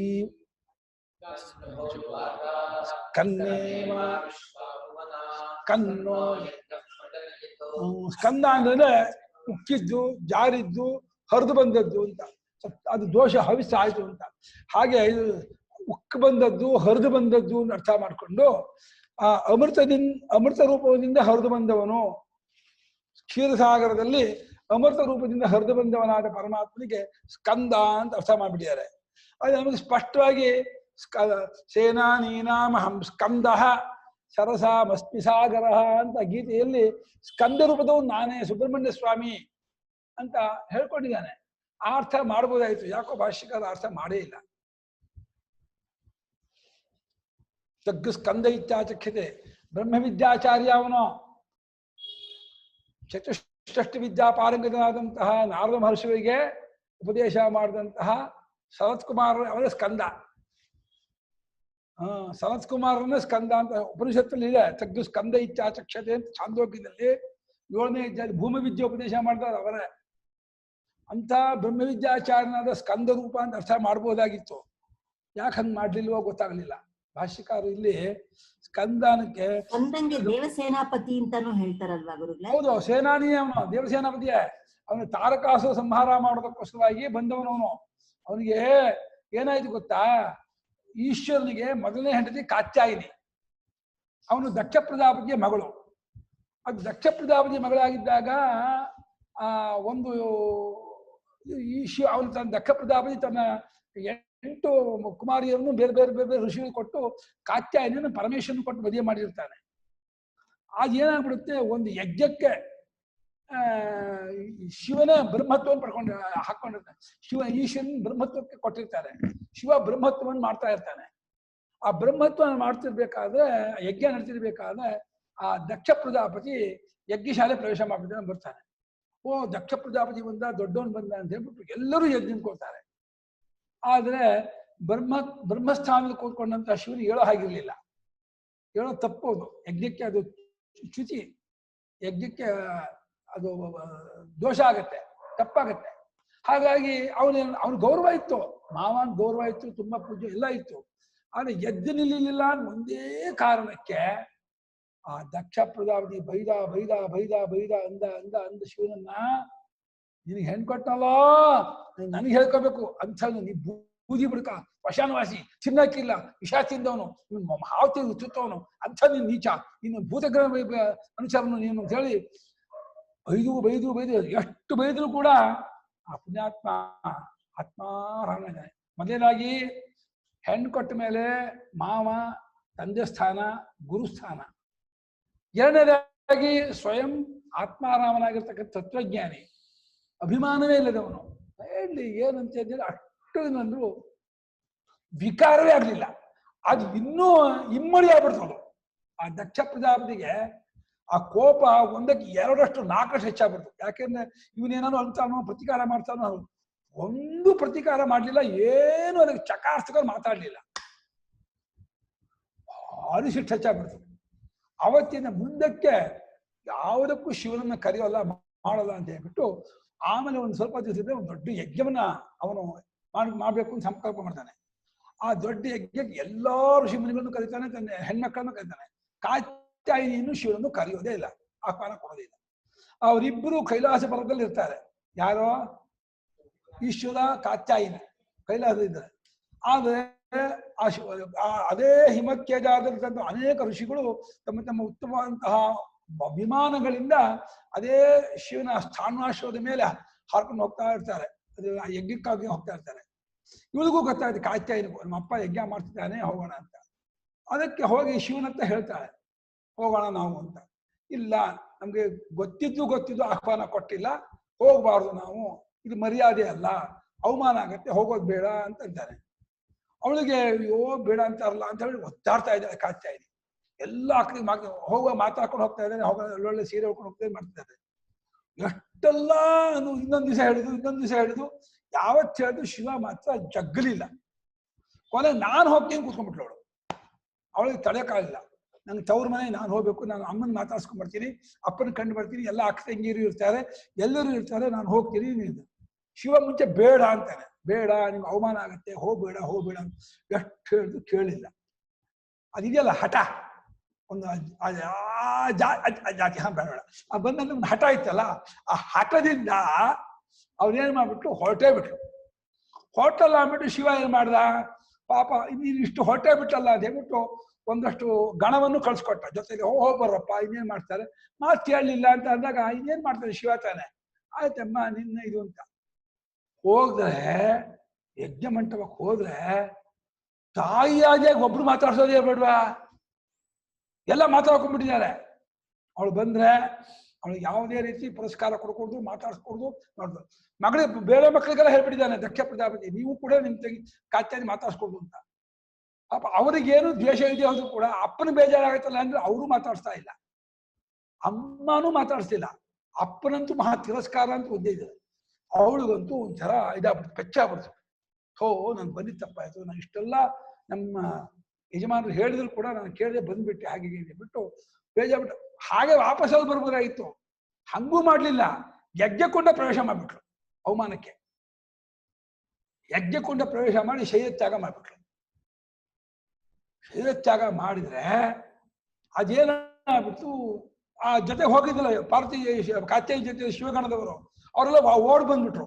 ಅಯ್ಯೋ ಇದೇನೋ ಆಯ್ತು ಅನಾಹುತ ಅಂತ ಹೇಳ್ಬಿಟ್ಟು ಎಲ್ಲ ಓಡ್ ಬಂದ್ಬಿಟ್ಟು ಶಿವನಿಗೆ ಈ ರೀತಿ ಆಯ್ತು ಅಂತ ಹೇಳಿ ವೃತ್ತಾಂತ ಕಥೆಯನ್ನೆಲ್ಲ ಹೇಳ್ಬಿಟ್ರು. ಶಿವನಿಗೆ ಸಿಟ್ಟು ಬಂದ್ಬಿಡ್ತು. ನೋಡಿ ಎಷ್ಟು ಪ್ರೇಮ ಇದೆ ನೋಡಿ ಶಿವನಿಗೆ. ಅಷ್ಟೆಲ್ಲ ಹಠ ಮಾಡಿ ಹೋಗಿದ್ರು ಕೂಡ ಕಾತ್ಯಾಯಿನಿ ಮೇಲೆ ಎಷ್ಟು ಪ್ರೇಮ ಇತ್ತು ಅಂತಂದ್ರೆ, ನನ್ನ ಪತ್ನಿಗೆ ಈ ರೀತಿ ಅವಮಾನ ಮಾಡಿದ್ರೆ ನೀವೆಲ್ಲ ಸೇರಿ ಈ ರೀತಿ ಅವಳ ಮಾನ ಕಾರಣ ಆದ ಅಂತ ಹೇಳ್ಬಿಟ್ಟು ಆ ಜಟಾಜೂಟನ್ನು ಕೊಡಗದಪ್ಪ. ಕೊಡಗಿದ್ರೆ ಒಬ್ಬ ಎದ್ದು ನಿಂತ ವೀರಭದ್ರ ಮಹಾಬಾಹು ಎದ್ದ, 3 ತೆಂಗಿನ ಮರದಷ್ಟು ಎತ್ತರ ಅವನು. ಎದ್ದು ನಿಂತವನೇ, ಮಹಾಪ್ರಭು ಅಪ್ಪನೇ ಆಗ್ಬೇಕು, ಏನ್ ಮಾಡ್ಬೇಕು ಹೇಳ್ಬೇಕು, ಅಪ್ಪಳ ಆಗ್ಬೇಕು ಅಂತ. ಹೋಗು ದಕ್ಷಾಧ್ವರ ಹರೋ ಭಾವ. ಆ ದಕ್ಷಾಧ್ವರ ಇದೆಯಲ್ಲ, ದಕ್ಷ ಯಜ್ಞ ಪ್ರಜಾಪತಿ ಯಜ್ಞ ಮಾಡ್ತಾನೆ, ಇಡೀ ಯಜ್ಞವನ್ನೇ ಸಂಹಾರ ಮಾಡಿ ಹೋಗು ಅಂತಂದ. ಹೇಳಿದ್ದೆ ಸಮಯ.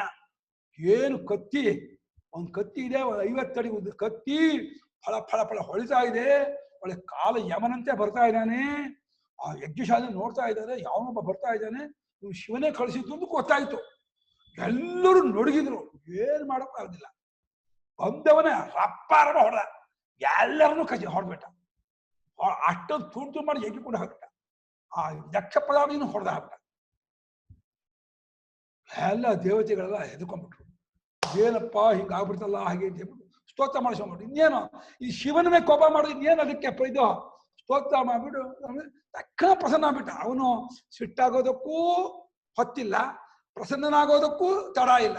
ತಕ್ಷಣ ಏನ್ ಬೇಕು ನಿಮ್ಗೆ ಅಂತಂದ. ಅಯ್ಯೋ ಮಹಾರಾಯ, ಈ ಯಜ್ಞ ಅನ್ಯಾಯವಾಗಿ ವಿಘ್ನ ಆಗ್ಬಿಡ್ತು, ಯಜ್ಞನಾಶ ಆಗ್ಬಿಟ್ಟೆ, ಪ್ರಪಂಚಕ್ಕೆ ಅನ್ಯಾಯ, ಅದು ಪ್ರಪಂಚಕ್ಕೆ ಕ್ಷಾಮ ಆಗತ್ತೆ, ದೋಷವಾಗತ್ತೆ, ಯಜ್ಞ ನಡ್ಸ್ಕೊಡ್ಬೇಕು, ಎಲ್ಲ ಬರ್ಬೇಕು, ಹಾಗೆ ಹೀಗೆ ಅಂತ ಹೇಳ್ಬಿಟ್ಟು ಇದು ಮಾಡ್ತಾರೆ. ಎಲ್ಲರೂ ಬದುಕಿಸ್ತಾ. ಆ ಭೃಗುವಿಗೆ ಒಂದು ಆಡನ್ನ ಇದು ಮಾಡ್ಬಿಟ್ಟ.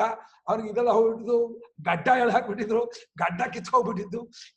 ದಕ್ಷ ಪ್ರಜಾಪತಿ ತಲೆನ ಏನ್ ಮಾಡ್ಬಿಟ್ಟು ಕಡ್ಬಿಟ್ಟು ಬೆಂಕಿ ಹಾಕ್ಬಿಟ್ರು. ತಲೆ ಇಲ್ಲ ಅಲ್ಲಿ. ಸರಿ ಇನ್ನೇನ್ ಮಾಡೋದು ಅಂತಂದ್ರು. ಪರಮೇಶ್ವರನ ಉಪಾಯ ಹೇಳ್ಕೊಟ್ಟ. ಒಂದು ಆಡಿನ ತಲೆ ತಗೊಂಡ್ಬಿಟ್ಟು ಕೂಡಿಸ್ಬಿಡಿ, ಅವನಿಗೆ ಬದುಕೋತಾನೆ ಅಂದ್ಬಿಟ್ಟ ಪರಮೇಶ್ವರ. ಸರಿ ಶಿವ ಹೇಳಿದ್ಮೇಲೆ ಇನ್ನೇಂತ ಅಂದ್ಬಿಟ್ಟು ಒಂದು ಆಡನ್ನ ಕರ್ಕೊಂಡು ಕೂಡಿಸಿದ್ರು, ಬದುಕೊಬಿಟ್ಟ. ಬದುಕಿದ ಮೇಲೆ ಆವಾಗ ಅವನಿಗೆ ಪಶ್ಚಾತ್ತಾಪ ಆಯ್ತು, ನಾನು ಮಾಡಿದ ತುಂಬಾ ಅನ್ಯಾಯ ಆಯ್ತು ಅಂತ ಹೇಳ್ಬಿಟ್ಟು ಆ ಆಡಿನ ರೂಪದಿಂದ ಶಿವನ ಸ್ತೋತ್ರ ಮಾಡ್ತಾನೆ. ಇವತ್ತಿಗೂ ಕಾಶಿ ವಿಶ್ವೇಶ್ವರನಿಗೆ ಆ ದಕ್ಷಿಣ ಸ್ತೋತ್ರ ಅಂತ ಹೇಳಿ ಮಾಡ್ತಾರೆ. ಅಂತ ಶಿವನಾಮವನ್ನ ಆಡಿನ ಒಂದು ಧ್ವನಿಯಲ್ಲಿ ಶಿವನ ಸ್ತೋತ್ರ ಮಾಡ್ತಾರೆ. ಶಿವನ ಭಾರಿ ಪ್ರಿಯ ಅಂತ. ಆ ರೀತಿ ಸ್ತೋತ್ರ ಮಾಡಿದ ಮೇಲೆ ಅದು ಯಜ್ಞ ಮುಗಿದೋಗುತ್ತೆ, ಇದೆಲ್ಲ ಆಗುತ್ತೆ. ಅವಾಗ ಶಿವನಿಗೆ ಬೇಜಾರಾಗುತ್ತಲ್ಲ, ನಾನು ಇನ್ನು ಮದುವೆ ಆಗೋದಿಲ್ಲ ಅಂತ ಒಂದು ಇದು ಮಾಡ್ಕೊಬಿಟ್ಟ, ಸಂಕಲ್ಪ ಮಾಡ್ದ. ಸಂಕಲ್ಪ ಮಾಡಿದ ಕೂಡಲೇ ಇದನ್ನ ಆ ತಾರಕಾಸುರ ಅನ್ನುವಂಥವನು ಗೊತ್ತಾಕೊಂಡ್ಬಿಟ್ಟ. ಇದ್ದೇ ಸಮಯ ಅಂತ ಅವನೇನ್ ಮಾಡ್ದ, ಬ್ರಹ್ಮನ್ ಕೂಡ ತಪಸ್ ಮಾಡ್ಬಿಟ್ಟು ಬ್ರಹ್ಮನ ಹತ್ರ ಹೊರ ತಗೊಂಡ. ಏನು ಅಂತ, ನನಗೆ ಶಿವನ ಮಗನಿಂದ ನನಗೆ ಮರಣ ಆಗುವಂತೆ. ಅದು ಎಷ್ಟೋ ಹುಟ್ಟಿ 7 ದಿವಸದ ಒಳಗೆ 7 ದಿವಸ ಆಗ್ಬಿಟ್ರೆ ನನಗೆ ಅವನಿಂದಲೂ ಮರಣ ಆಗ್ಬಾರ್ದು ಅಂತ ವರ ಕೊಡು ಅಂತ ಕೊಡ. ಆ ಬ್ರಹ್ಮನ ಹಿಂದೂ ಮುಂದೆ ನೋಡ್ಲೂ ಇಲ್ಲ. ಶಿವ ಹೀಗೆ ಮಾಡಿದ ಅಂತ ಪ್ರತಿಜ್ಞೆನ ಶಿವ ಹೀಗೆ ಮಾಡಿದಾನೆ, ಕೊಡಬಾರ್ದು, ಇದೆಲ್ಲ ಸರಿ ಆಗಲ್ಲ ಅಂತ ಹೂ ಅಂದ್ಬಿಟ್ಟ. ಹೂ ಅಂದಿದ್ದೆ ತಡ. ಆ ತಾರಕಾಸುರ ಇಡೀ 3 ಲೋಕವನ್ನು ಗೋಳಕೊಂಡು ಮೂಲಕ್ಕೂ ಕಂಟಕ ಆಗ್ಬಿಟ್ಟ, ಭಾರಿ ಗೋಳ್ಕೊಂಡ್ಬಿಟ್ಟ. ದೇವತೆಗಳೆಲ್ಲ ಓಡೋದು. ಎಲ್ಲಿ ಓಡೋದು? ವಿಷ್ಣು ಅಂತ ಹೋದು. ಪರಮೇಶ್ವರ ನಾರಾಯಣ, ಇವಾಗ ಈ ತಾರಕಾಸುರನ ಕಾಟವನ್ನು ತರಬೇಕಾಗ್ತಿಲ್ಲ, ಏನಾದ್ರು ಮಾಡಿ ನೀವು ಇದು ಮಾಡ್ಬೇಕು ಅಂತ. ಸರಿ, ಕಾಲ ಜ್ಞಾನಿ ವಿಷ್ಣು ಎಲ್ಲ ದೇವತೆಗಳನ್ನು ಕರ್ಕೊಂಡು ಶಿವನತ್ತಕ್ಕೆ ಬರ್ತಾರೆ. ಶಿವನತ್ತಕ್ಕೆ ಬಂದ್ರೆ ಇದು ಶಿವನತ್ತ ಹೀಗೆ ಭಾರಿ ಲೋಕಕ್ಕೆ ಕಂಟಕರ ಅಂತ ತಾರಕಾಸುರ ಬೆಳ್ಕೊಂಡ್ಬಿಟ್ಟಿದ್ದಾನೆ, ತಾವು ಇದಕ್ಕೆ ಮನಸ್ಸು ಮಾಡಬೇಕು, ನಿಮ್ಮಿಂದ ಹುಟ್ಟು, ನಿಮ್ಮ ತೇಜಸ್ಸಿನ ಹುಟ್ಟಿ ಅಂತ ಮಗನಿಂದ ಆಗ್ಬೇಕು ಅಂತ ಹೇಳಿ ವರ ತಗೊಂಡಿದ್ದಾನೆ, ನೀವು ಅದಕ್ಕೆ ಮನಸ್ಸು ಮಾಡಬೇಕು ಅಂತ ನಾರಾಯಣ ಬಂದು ಪ್ರಾರ್ಥನೆ ಮಾಡ್ಕೊತಾನೆ ದೇವತೆಗಳ ಸಮೇತವಾಗಿ. ಮುಂಚೆ ಶಿವ ಅಯ್ಯೋ ಇದು ಹಾಗಲ್ಲ ಹಾಗಿಲ್ಲ ಅಂತ, ಇಲ್ಲ ಇಲ್ಲ ಹಾಗನ್ನಕ್ಕಾಗಲ್ಲ, ಇದಕ್ಕೆ ಬೇರೆ ಇದಿಲ್ಲ, ನೀವು ಆಗಲೇಬೇಕು ಅಂತ ಹೇಳಿ ಕೊನೆಗೆ ಈ ವಿಶ್ವಕ್ಕೆ ಕಂಟಕನಾಗಿದ್ದಾನೆ ಅಂದ್ಮೇಲೆ ಆಗ್ಬಹುದು ಅಂತ ಶಿವ ಒಪ್ಕೊಳ್ತಾನೆ. ಶಿವ ಒಪ್ಕೊಂಡ್ರೆ ಆ ಕಡೆ ಕಾತ್ಯಾಯಿನಿ ಆ ಕುಂಡಕ್ಕೆ ಬೀಳ್ಬೇಕಾದ್ರೆ ಏನಂತ ಅವರಲ್ಲೋ, ತ್ವಮೇವ ಭರ್ತಾನ ಚ ವಿಪ್ರಯೋಗ, ನನಗೆ ಜನ್ಮಾಂತರದಲ್ಲೂ ಕೂಡ ನನಗೆ ಶಿವನೇ ಪತಿ ಆಗ್ಬೇಕು ಅಂತ ಹೇಳಿ ಕುಂಡ ಬಿದ್ದಿದ್ದಾಳೆ ಅವಳು. ನಂಗೆ ಶಿವನಲ್ಲದೆ ಮತ್ತೊಬ್ಬನ ಕೈನ ಹಿಡಿಯಲ್ಲ ಅಂತ ಹೇಳಿ ಆಕೆನೆ ಪಾರ್ವತಿಯಾಗಿ ಹುಟ್ಟಿದ್ದಾಳೆ. ಪಾರ್ವತಿಯಾಗಿ ಹುಟ್ಟಿ ಆಕೆ ತಪಸ್ ಮಾಡ್ತಾ ಇದ್ದಾಳೆ ಶಿವನನ್ನು ಹೋಲಿಸ್ಕೊಳಕ್ಕೆ. ಯಾವ ತಪಸ್ಸಿಗೂ ಶಿವ ಬೆಚ್ಚತಲೆಯಲ್ಲಿ ಇದಾಗ್ತಾನೆ ಇಲ್ಲ. ನಿನಂದ ರೂಪಂ ಹೃದಯೇನ ಪಾರ್ವತಿ, ಅವಳು ತ್ರಿಪುರ ಸುಂದರಿಯಾಗಿದ್ದಾಳೆ. ತ್ರಿಪುರ ಸುಂದರಿಯಾಗಿದ್ರು ಕೂಡ ಆ ಸೌಂದರ್ಯಕ್ಕೆ ಬೆಲೆ ಕೊಡ್ಲೇ ಇಲ್ಲ ಶಿವ. ಇದಂತ ಸೌಂದರ್ಯ ಅಂತ ಹೇಳಿ ತನ್ನ ಸೌಂದರ್ಯವನ್ನು ತಾನೇ ನಿಂದೆ ಮಾಡಿ ತಪಸ್ಸಿಗೆ ಹೋಗ್ಬಿಟ್ರು. ಬಿಸಿಲು, ಮಳೆ, ಚಳಿ, ಗಾಳಿ, ಅಲ್ಲಿ ಕೂತ್ಕೊಂಡು ಚರ್ಮವಲ್ಲ ಆನೆ ಚರ್ಮ ತರ ಎಮ್ಮೆ ಚರ್ಮ ತರ ಆಗ್ಬಿಟ್ಟಿಲ್ಲ, ಅಂತ ಕಪ್ಪ ಆಗ್ಬಿಟ್ಟಿದ್ದು. ಆದ್ರೂ ಪರವಾಗಿಲ್ಲ ಶಿವನ ವಸ್ತು ಅಂತ. ಅಲ್ಲಿ ಕೊನೆಗೆ ಶಿವ ಮೆಚ್ಚಿಕೊಂಡು ಅವನ ತಪಸ್ಸಿಗೆ ಮಾಡ್ಕೊಂಡು ಮದುವೆ ಆಗ್ತಾನೆ. ಅವನ ಅಲ್ಲೇ ಹುಟ್ಟವನು ಸುಬ್ರಹ್ಮಣ್ಯ ಸ್ವಾಮಿ ಅವತಾರವಾಗತ್ತೆ. ಅವತಾರ ಮೊದಲನೇ ದಿವಸದಲ್ಲಿಯೇ ಅವನ ಕೌಮಾರಾವಸ್ಥೆ. 2ನೇ ದಿವಸದಲ್ಲೇ ಎಲ್ಲಾ ದೇವತೆಗಳು ಬಂದ್ಬಿಟ್ಟು ಅಸ್ತ್ರ ವಿದ್ಯೋಪದೇಶ ಮಾಡ್ತಾರೆ. 3ನೇ ದಿವಸದಲ್ಲೇ ಎಲ್ಲಾ ಅಸ್ತ್ರ ಸಂಪನ್ನ ಇದಾಗ್ತಾನೆ. 4ನೇ ದಿವಸ ಯುದ್ಧಕ್ಕೆ ಹೋಗ್ತಾನೆ. 5ನೇ ದಿವಸ 6ನೇ ದಿವಸ ಘೋರ ಯುದ್ಧ ಆಗುತ್ತೆ. 7ನೇ ದಿವಸ ಸಂಹಾರ ಮಾಡ್ತಾನೆ ಅಂತ ಹೇಳಿ ಈ ರೀತಿ ಶಿವಪುರಾಣದ ಕಥೆ ಬರುತ್ತೆ. ಶಿವ ಎಲ್ಲಾರನ್ನೂ ಬದುಕಿಸಿದ್ರಲ್ಲ, ಕಾತ್ಯಾಯನಿನ್ನು ಬದುಕಿಸಬಹುದಿತ್ತಲ್ವಾ? ಸ್ವಾರ್ಥ ಬಿಡುತ್ತೆ, ತುಂಬಾ ತಪ್ಪಾಗುತ್ತೆ. ಅದು ಒಂಥರ ತನ್ನ ಹೆಂಡತಿಯನ್ನು ಬದುಕೊಂಡ ಅನ್ನೋದು ತುಂಬಾ ಚೀಪಾಗ್ಬಿಡುತ್ತೆ. ಇದಾಗಲ್ಲ, ಅದೆಲ್ಲ ಮಾಡಲ್ಲ. ದಕ್ಷಿಣಿಗೆ ಆಡ್ತಲೆ ಇಟ್ಟು ಚಮಕಕ್ಕೆ ಹೋಲಿಸ್ತಾರಲ್ಲ ಗುರುಗಳು ಅದನ್ನ. ದಕ್ಷಿಣಿಗೆ ಅದೇ ಆಡ್ತಲೆ ಇಟ್ಟು ಚಮಕಕ್ಕೂ ಅದಕ್ಕಂತ ಹೇಳ್ತಾರೆ. ಚಮೆ ಅಂತೀವಲ್ಲ, ಅದ್ ಆಡ್ ಹೇಳಿ ಅದನ್ನ ಹಂಗ ಹೊಂದಿಸ್ತಾರ, ಅದನ್ನ ಹೊಂದಿಸ್ತಾರ ಇರ್ಬೋದು. ಅದು ಒಟ್ಟು ಮೇಲೆ ಈ ರೀತಿ ಅಂಥ ಒಂದು ಇದು ಸ್ಕಂದ ದೇವಸೇನೆಗಳಿಗೆ ಅವನು ಒಂದು ಮುಂದಾಳಾಗಿರ್ತಕ್ಕ ಗುರುಗಳೇ. ಓಹ, ಯಾಕೆ ಇಷ್ಟು ಲೇಟಾಗಿ ಜ್ಞಾಪಕ ಮಾಡ್ತಾ ಇದ್ದೀರಾ? ನಂಗೆ ಎಷ್ಟ್ ಚೆನ್ನಾಗಿ ಕತೆ ಹೇಳ್ತಾ ಇದ್ರಿ, ನಂಗೆ ಮುಳ್ಬಿಟ್ಟಿದ್ದೀನಿ ಕಥೆಯಲ್ಲಿ, ಒತ್ತಾಗಿಲ್ಲ.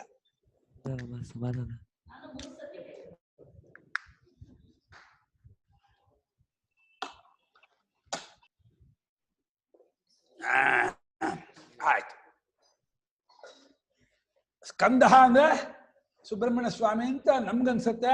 ಭಾಷ್ಯಕಾರರು ಕ್ಷೀರಸಾಗರದಿಂದ ಅಮೃತವನ್ನ ಜಿರುಗಿಸಿದವನು, ಸುರಿಸಿದವನು, ತಂದವನು ಅಂತ ಅರ್ಥ ಮಾಡಿದ್ದಾರೆ. ಆ ಭುಜ ಅನ್ನೋಕ್ಕೂ ಇದೇನೆ ಗುರುಗಳೇ? ಏನಪ್ಪ ಭುಜ ಭುಜ ಭುಜ ಸ್ಕಂದ ಸ್ಕಂದ ಅಂದ್ರೆ ಭುಜ ಅಂತ ಹೇಳ್ತಾರಲ್ಲ ಅದೇನ? ಸ್ಕಂದನ ಹೆಗಲು, ಅದು ಇದು ಸ್ಕಂಧ, ಅದು ಮಹಾಪ್ರಾಣ. ಇದು ಸ್ಕಂದ ಅಲ್ಪ ಪ್ರಾಣ. ಓ ಇದು ಅಲ್ಪ ಪ್ರಾಣ. ಸ್ಕಂಧ ಅದು ಹೆಗಲು. ಹಾ ಸ್ಕಂದ ಬೇರೆ, ಸ್ಕಂದ ಬೇರೆ. ಓಕೆ ಆಯ್ತು ಗುರುಗಳು. ಅದು ಮಹಾಪ್ರಾಣ ಅದು. ಓ ಇದು ಅಲ್ಪ ಪ್ರಾಣ. ಯಾಕೆ ಮೂಟೆ ಹೊರಬೇಕಲ್ಲ, ಮಹಾಪ್ರಾಣ ಆಗ್ಬೇಕು.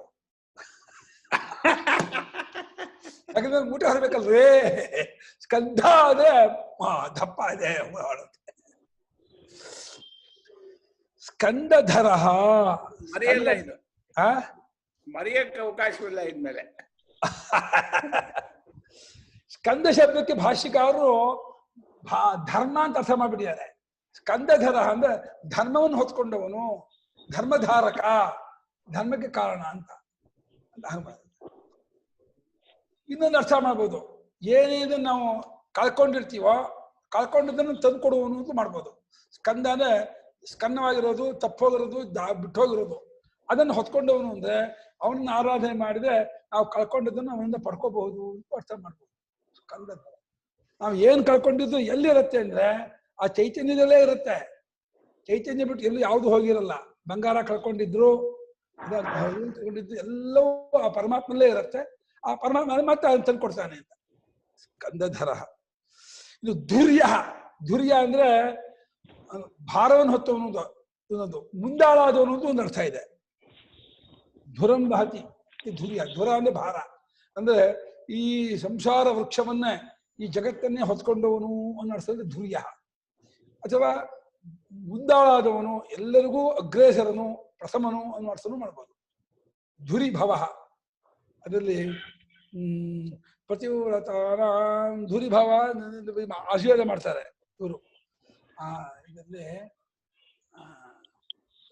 ರಘುವಂಶದಲ್ಲಿ ಸೀತೆ ಮನೆ ಬಂದಾಗ, ಅಂದ್ರೆ ರಾಮಚಂದ್ರ ಮದುವೆಯಾಗಿ ಮನೆ ಬಂದಾಗ ಆ ಕೌಸಲ್ಯ ಎಲ್ಲರೂ ಈ ಪತಿಪತಿಯಲ್ಲಿ ಅಗ್ನಿಗಂಡನಾಗಿರು ನೀನು ಅಂತ ಹೇಳಿ ಧುರಿಭವ ಅಂತ ಹೇಳ್ತಾರೆ. ಅಗ್ರೇಸರವಾಗಿರುವಮ್ಮ ನೀನು ಅಂತ ಹೇಳಿ ಆಶೀರ್ವಾದ ಮಾಡ್ತಾರೆ ಅಂತ ಹಿಂದೆ ಬರುತ್ತೆ ಸೀತಾ ಕಲ್ಯಾಣ. ಧುರ್ಯ ನೀನು ಎಲ್ಲಾ ಬದುಕನ್ನು, ಭಾರವನ್ನು, ನಮ್ಮ ಜವಾಬ್ದಾರಿ ಹೊತ್ಕೊಂಡೆ. ನಮ್ಮೆಲ್ಲ ಜವಾಬ್ದಾರಿ ಹೊತ್ಕೊಂಡವನು ಅವನೇ. ನಾವೇನು ಹೊತ್ಕೊಂಡಿದೀಯಲ್ಲ, ಯಾವುದೋ ಒಂದು ಮಂತಕ್ಕೆ ಹೊತ್ಕೊಂಡಿದೀವಿ ಅಂತೀವಿ. ಆಮೇಲೆ ನಮ್ ಕೈ ಮೀರಿಸು ಅಂದ್ರೆ ಅಯ್ಯೋ ಆಗ ನನ್ನ ಕೈ ಕಾಲ ನಡುಗ್ತಾ ಇದೆ, ಜಂಗಾಬಲ ಆಗ್ತಾ ಇದೆ, ಯಾರಾದ್ರೂ ನಾನು ಕಾಪಾಡ್ಬೇಕು ಅಂತ ಆಮೇಲೆ ಪರಮಾತ್ಮ ಹೋಗ್ತೀವಿ. ಅಲ್ಲಿವರೆಗೂ ನಾನೇ ನಡೆಸ್ತೀನಿ, ನಾನೇ ಮಾಡ್ತೀನಿ, ನನ್ನ ಕೈಲೇ ಇದೆ, ನಾನೇ ಎಲ್ಲ ಆಗತ್ತೆ ಅಂತ ಅನ್ಕೊಂಡಿರ್ತೀವಿ. ನಮ್ ಕೈ ಮೀರ್ತು ಅನ್ಕೊಳ್ಳೇನೆ ಜಂಗಾಬಲ ಹುಡುಗ್ಬಿಡುತ್ತಲ್ಲ, ಅವಾಗ ವಿಶ್ವ ವಿಷ್ಣು ಷಟ್ಕಾರು ಭೂತಪ್ಪ ಪರಮಾತ್ಮ ನನ್ನ ಮಗನ್ ಬಳಸ್ಕೊಡಪ್ಪ, ನನ್ನ ಮಗಳನ್ನ ಬಳಸ್ಕೊಡು, ಇದು ಮಾಡ್ಕೊಡಪ್ಪ, ಅವಾಗ ನಾವು ಬರ್ತೀವಿ ವಿಷ್ಣು ಸ್ವಾಮಕ್ಕೆ. ಅಲ್ಲಿವರೆಗೂ ಜ್ಞಾಪಕ ಆಗಲ್ಲ. ಅವನು ಹೊತ್ಕೊಂಡಿದ್ದಾನೆ, ಅವಾಗ ಗೊತ್ತಾಗುತ್ತೆ ಓ ಎಲ್ಲ ನಮ್ಮನ್ನ ಹೊತ್ಕೊಂಡವ್ ಅವನಯ್ಯ ಅಂತ. ವರದ. ವರಾನ್ ದದಾತಿ ಇದು ವರದ. ವರ ಅಂದ್ರೆ ಶ್ರೇಷ್ಠ ಆದ ಕೊಡುವನು, ಅದು ಅಪೇಕ್ಷಿತವಾದದ್ದನ್ನು ಕೊಡುವನು. ವರವನ್ನು ಕೊಡುವ. ವರ ಅಂತ ಅಂತಲ್ಲ, ನಾವು ಏನೇನು ಬಯಸ್ತೀವೋ ನಾವು ಬಯಸಿದ್ದನ್ನೆಲ್ಲ ಕೊಡುವಂಥವನ್ನ ವರದ. ಕಾಮಿತ ಫಲದ ಕರಿವರದ. ಹರಿ ಗೋವಿಂದ ಮಾಧವ ಗೋಪಾಲ ಕೇಶವ ನರಸಿಂಹಾಚ್ಯುತ ನಾರಾಯಣ ರಾಮ ರಾಘವ ರಾಜೀವ ಲೋಚನ ಕಾಮಿತ ಫಲದ ಕರಿವರದ ಅಂತ. ಕರಿವರದ ಅಂದ್ರೆ ಏನರ್ಥ ಅಂತ ನಮ್ಮ ಶಿಷ್ಯ ಒಬ್ಬರಿಗೆ ಫೋನ್ ಮಾಡಿದ್ರು. ಕರಿವರದ ಅಂದ್ರೆ ಏನು? ಕರಿ ಶ್ರೇಷ್ಠ ಕರಿ ಕೊಟ್ಟವರ ಅಲ್ಲ. ಕರಿ ಅಂದ್ರೆ ಆನೆ. ಆನೆಯನ್ನ ಆನೆಗೆ ವರ ಕೊಟ್ಟವನು ಗಜೇಂದ್ರ ಮೋಕ್ಷ ಮಾಡಿದವನು ಅಂತ. ಕರಿಯಿಂದ ಹೆಂಗ ಆನೆ ಅಂತ ಕೇಳ್ದ. ಕರಿನೆ ಕರಹ ಅಸ್ಯ ಅಸ್ತಿ ಕರಿ ಇದೆ. ಕರ ಅಂದ್ರೆ ಕೈ, ಅವನಿಗೆ ಸೊಂಡ್ಲೆ ಕೈ, ಅದು ಅವನಿಗಿದೆ, ಆದ್ರಿಂದ ಕರಿ ಅಂತ. ಕರ ಅಂದ್ರೆ ಹಸ್ತ, ಕೈ, ಅದು ಉಳ್ಳವನು, ಅದನ್ನ ಕರಿ. ತಸ್ಮಾತ್ ತ್ರಯಃ ಪಶೂನಾಗಂ ಹಸ್ತಾದಾನಾಹ ಪುರುಷೋ ಹಸ್ತಿ ಮರ್ಕಟ. ಶ್ರುತಿ ಹೇಳುತ್ತೆ 3 ಜನ ಕೈಲಿ ತಗೊಳ್ಳೋರಂತೆ. ಮನುಷ್ಯ ಒಬ್ಬ, ಆನೆ ಒಬ್ಬ, ಕೋತಿ ಒಂದಂತೆ. ಅಲ್ವಾ? ಎಲ್ಲಿ ಬರುತ್ತೋ ವೇದ ಬರುತ್ತಾ? ಇಲ್ಲ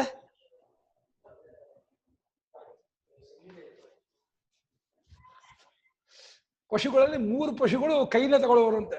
ಪುರುಷೋ ಹಸ್ತಿ ಮರ್ಕಟಃ ಅಂತ ಶ್ರುತಿ ಹೇಳುತ್ತೆ. ಹಾಗೆ ಕರ ಅಂದ್ರೆ ಕೈಯನ್ನುಳ್ಳವನು ಕರಿಗೆ ಕರೇಹೇ ವರಂ ದದಾತೀತಿ ಕರಿವರದಃ ಹೇ ಕರಿವರದ.